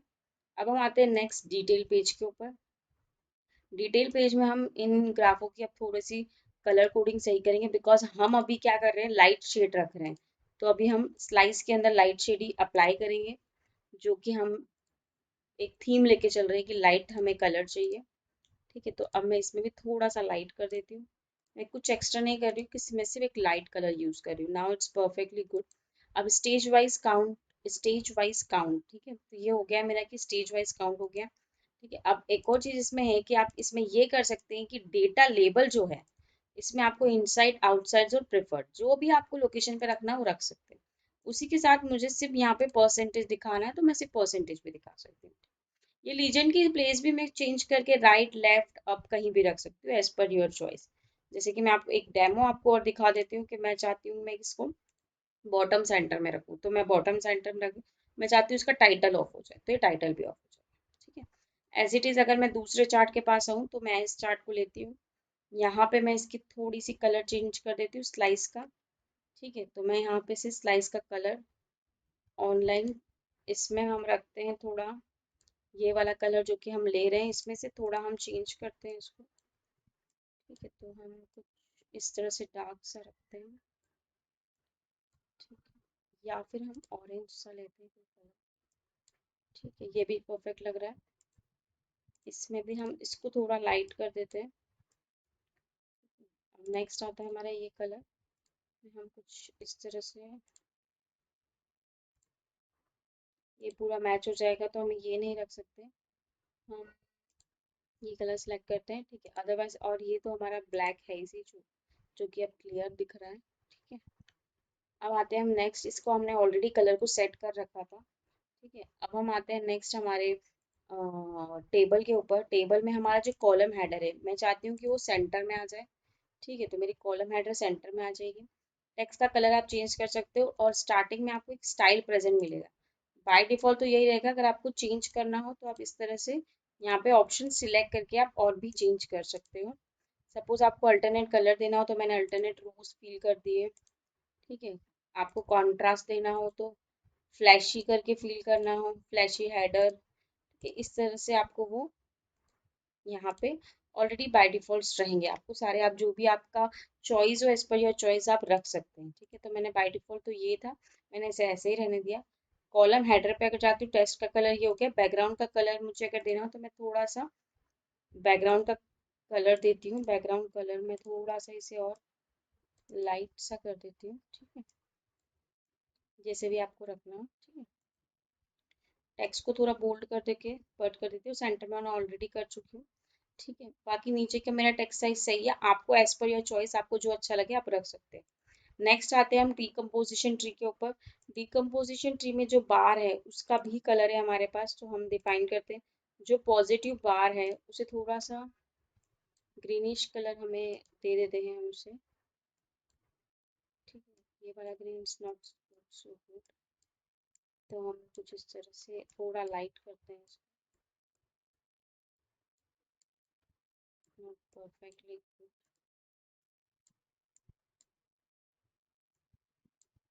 ठीक है, और नेगेटिव बार के लिए हम थोड़ा सा इस तरह से कलर दे देते हैं, और बार का कलर एज इट इज हम रहने देते हैं। Category label value headers perfect, no issue. अब जो ये लाइनिंग है हम इसे सर्च कर लेते हैं कि ये हमें कहाँ मिलेगी, एनालिसिस के अंदर, ठीक है। तो ये जो मेरा ट्री है, ट्री की जो सिलेक्टेड लाइन है कुछ इस तरह है, तो हम उसको थोड़ा चेंज करके ब्राउन कर लेते हैं, ठीक है। नाउ इट्स परफेक्टली फाइन, ठीक है। तो वो हमें कुछ इस तरह से बताएगा, ठीक है। अभी मेरे सारे पॉजिटिव है इसीलिए वो सभी ग्रीन बताएगा, ठीक है। ठीक है, तो मैं इसको यहाँ पे टॉप पे रख के छोड़ देती हूँ, ठीक है। तो ये मेरा बन चुका है। अब इसका भी पेज साइज मुझे काफी बड़ा लग रहा है, तो मैं इसका पेज साइज यहाँ पे थोड़ा सा कैनवा सेटिंग के अंदर जाके जो मेरी हाइट है वो मैं कम कर देती हूँ। मैं यहाँ 950 कर देती हूँ, देखती हूँ 950 कितना आएगा मेरे को। 950 भी है, हम इसको 900 करते हैं। वेट प्लीज, जब तक आप मेरे चैनल को सब्सक्राइब कर दें, ठीक है। 900 से भी कम है तो मुझे 800 रखना होगा, ठीक है। तो 800 ज़्यादा ही कम हो गया, तो मैं रखती हूँ 850 रख देती हूँ, सॉरी 850 मैंने यहाँ पे थोड़ा साइज रख दिया है, ठीक है। तो अब ये मेरा एकदम परफेक्ट है, ठीक है। तो मेरी कुछ इस तरह से रिपोर्ट, अब मेरी रिपोर्ट रेडी हो गई है, तो मैं आप ये मेरी रिपोर्ट अब रेडी हो चुकी है, मैं इसे प्रेजेंट कर सकती हूँ। तो मैं बस आपको थोड़ा सा एक ओवरव्यू दे देती हूँ कि मैंने इस रिपोर्ट में आपको क्या क्या समझाया है। तो हम इस पे काम कर रहे थे कि real estate sales performance dashboard है, इसके अंदर मैंने कुछ नंबर ऑफ केपीआईज ली है। उसके बाद मैंने चार्ट के अंदर दिखाया sales by agent, new property, sold property. उसके बाद मैंने कंट्रीब्यूशन लिया है, एवरेज रेवेन्यू बाय प्रॉफिट दिखाया कि कितना कौन कौन से प्रोजेक्ट में मुझे कितना कितना रेवेन्यू आया है, एक्चुअल वर्सेस टारगेट बताया है। नेक्स्ट पेज पे मैंने डिटेल डिस्क्रिप्शन दिया है, आपको स्टेज वाइज काउंट दिया है। देखो अब हमने यहाँ पे एक मिस्टेक करी, हमने यहाँ पे टाइटल करेक्ट नहीं किया, तो इसीलिए हम रीवेरीफाई कर रहे थे। तो यहाँ पे है, इसे हम नाम देते हैं कलेक्शन बकेट, ठीक है। इसको हम नाम देते हैं कलेक्शन, यूसीके, कलेक्शन बकेट, ठीक। इसे हम सेंटर में कर देते हैं कि कैसा किस तरह से कलेक्शन है। स्टेज वाइज सेल्स हो गई, प्रॉपर्टीज, आईडी, एजेंट, इसका डिस्क्रिप्शन हो गया, और ये एनालिसिस हो गया मेरा रेवेन्यू डिस्ट्रीब्यूशन का। तो कुछ तो हमारी रिपोर्ट अब रेडी हो गई है, ठीक है। तो हमने जैसे कि, तो मैं अब आपको इस रिपोर्ट को पावर बीआई सर्विस पे पब्लिश करके बता देती हूँ कि वो पब्लिश करने के बाद दिखेगी कैसी रिपोर्ट। तो मैं यहाँ क्लिक कर देती हूँ पावर बीआई सर्विस पे, सेव कर देती हूँ मेरी रिपोर्ट को, और मैं डमी के अंदर मैंने एक जो बनाई थी वर्कस्पेस उसमें इसको शेयर करती हूँ। जब तक मेरी रिपोर्ट शेयर हो रही, प्लीज आप जब तक सब्सक्राइब कर दें। तो मैं यहाँ से ओपन कर लेती हूँ मेरी रिपोर्ट, मेरी रिपोर्ट हमें यहाँ पे मिलेगी। तो मैं जाती हूँ डमी के अंदर, ये रही मेरी रियल स्टेट करके मैंने जो अभी जस्ट पब्लिश की। तो मेरी रिपोर्ट पब्लिश हो गई है, मैं यहाँ से अपनी रिपोर्ट को आसानी से देख सकती हूँ। जैसे कि आप देख रहे हैं कि मेरी रिपोर्ट लोड हो रही है अभी, ठीक है। तो ये रिपोर्ट लोड हो चुकी है। यहाँ से आप ईयर का फिल्टर लगा सकते हैं कि 2022 में क्या था सेल, ठीक है। 21, तो हमारी जो रिपोर्ट बनी वो डायनामिक रिपोर्ट बनी है। सेकेंड पेज पे हम जाते हैं, तो सेकेंड पेज पे अगर हम देखते हैं तो हमारी पूरी रिपोर्ट एकदम परफेक्टली वर्क कर रही है, ठीक है। तो कुछ इस तरह से हमने इसे बनाया है, ठीक है। और अगर आपको कोई भी क्वेरी हो रिलेटेड कि हमने कैसे डिज़ाइन किया, क्या क्या किया है, तो आप प्लीज़ मुझे पिंग करें, और कुछ भी इंफॉर्मेशन आपको चाहिए रिलेटेड इसकी, तो मैं आपकी बिल्कुल हेल्प करूँगी। और आपको मैं एक और चीज़ बताती हूँ कि हमने जो इसके अंदर यूज़ किया है, मैं आपको एक और चीज़ इसमें बताती हूँ। जैसे कि हमने मेनली इसमें क्या क्या यूज़ किया है, देखो। सबसे पहले हमने डिज़ाइन करने के लिए हमने सबसे पहले इसकी डिज़ाइन की, ठीक है। ठीक है, डिजाइन करने के बाद हमने सेकेंडली इसके अंदर कैलकुलेशन किए, कैलकुलेशन किए विद द हेल्प ऑफ डेक्स की हेल्प से। तो मैंने काफ़ी सारे डेक्स दिखाए हैं इसके अंदर, आप प्लीज़ उसे यूज़ करें। फिर हमने एक आइकन, डायनेमिक आइकन बनाया है, ठीक है। डायनेमिक आइकन मैंने इसके अंदर दिखाया है। एक मैंने इसके अंदर आपको एक मैप दिखाया है, शेप मैप, जिस जो कि नया तरीके वे है जो कि हम यूज़ कर रहे हैं कि हम किस तरफ से शेप मैप को दिखा सकते हैं। ठीक है, वो मैंने दिखाया है। और इसके बाद मैंने जो कैलकुलेशन बताई कि कंट्रीब्यूशन क्या होता है, कंट्रीब्यूशन कैसे हम डेक्स फॉर्मूला, काफ़ी सारे मैंने डेक्स फॉर्मूला यहाँ यूज़ किए हैं। यहाँ पे मैंने आपको थोड़े बहुत टाइम इंटेलिजेंस भी फंक्शन भी बताए हैं कि कैसे टाइम इंटेलिजेंस फंक्शन यूज़ करता है प्रीवियस ईयर सेल के लिए, करंट ईयर सेल्स के लिए। ठीक है, और हमने क्या यूज़ किया यहाँ पे, देखो टाइम इंटेलिजेंस फंक्शंस, हमने कैलकुलेट फंक्शंस यूज़ किए थे, तो काफ़ी सारे हमने डेक्स फंक्शन यहाँ यूज़ किए। और काफ़ी आपको हेल्प मिलेगी इस प्रोजेक्ट में। तो प्लीज़ आप इसको प्रैक्टिस करें। मैं इसके साथ आपको एक इसकी डेटा सेट भी आपको शेयर करूँगी, एक्सेल फाइल आपको मैं दूंगी, और साथ में मैं आपको ये पीबीएक्स फाइल भी दूंगी ताकि आप और अच्छे से प्रैक्टिस करें। तो प्लीज़ आप लोगों से रिक्वेस्ट है कि प्लीज़ मेरे चैनल को सब्सक्राइब करें, वीडियो ज़्यादा से ज़्यादा लोगों को शेयर करें ताकि और भी लोग मुझसे कनेक्ट हो और मैं काफ़ी और वीडियो बना सकूं। और प्लीज़ वीडियो को लाइक और कमेंट ज़रूर करें। Thank you for watching. अब मिलते हैं हम नेक्स्ट दूसरे टॉपिक पे, जो कि हमने हमारी पावर क्वेरी का जो सेशन है, जो स्टॉप करके मैंने आपको एक प्रोजेक्ट दिखाया था बिकॉज की रिक्वायरमेंट थी कि वो देखना चाहते थे, कि उनकी ये रिक्वायरमेंट थी कि हमें एक एटलीस्ट एक प्रोजेक्ट, आप डेमो प्रोजेक्ट आप लेकर आओ। तो मैं आप लोगों की रिक्वेस्ट पे डेमो प्रोजेक्ट लेकर आई। अब मैं आप वापस से कंटिन्यू करूंगी, पावर क्वेरी की वीडियोस शेयर करूंगी जिससे कि आप पावर क्वेरी को भी कंप्लीट कर पाए। Thank you for watching. मिलते हैं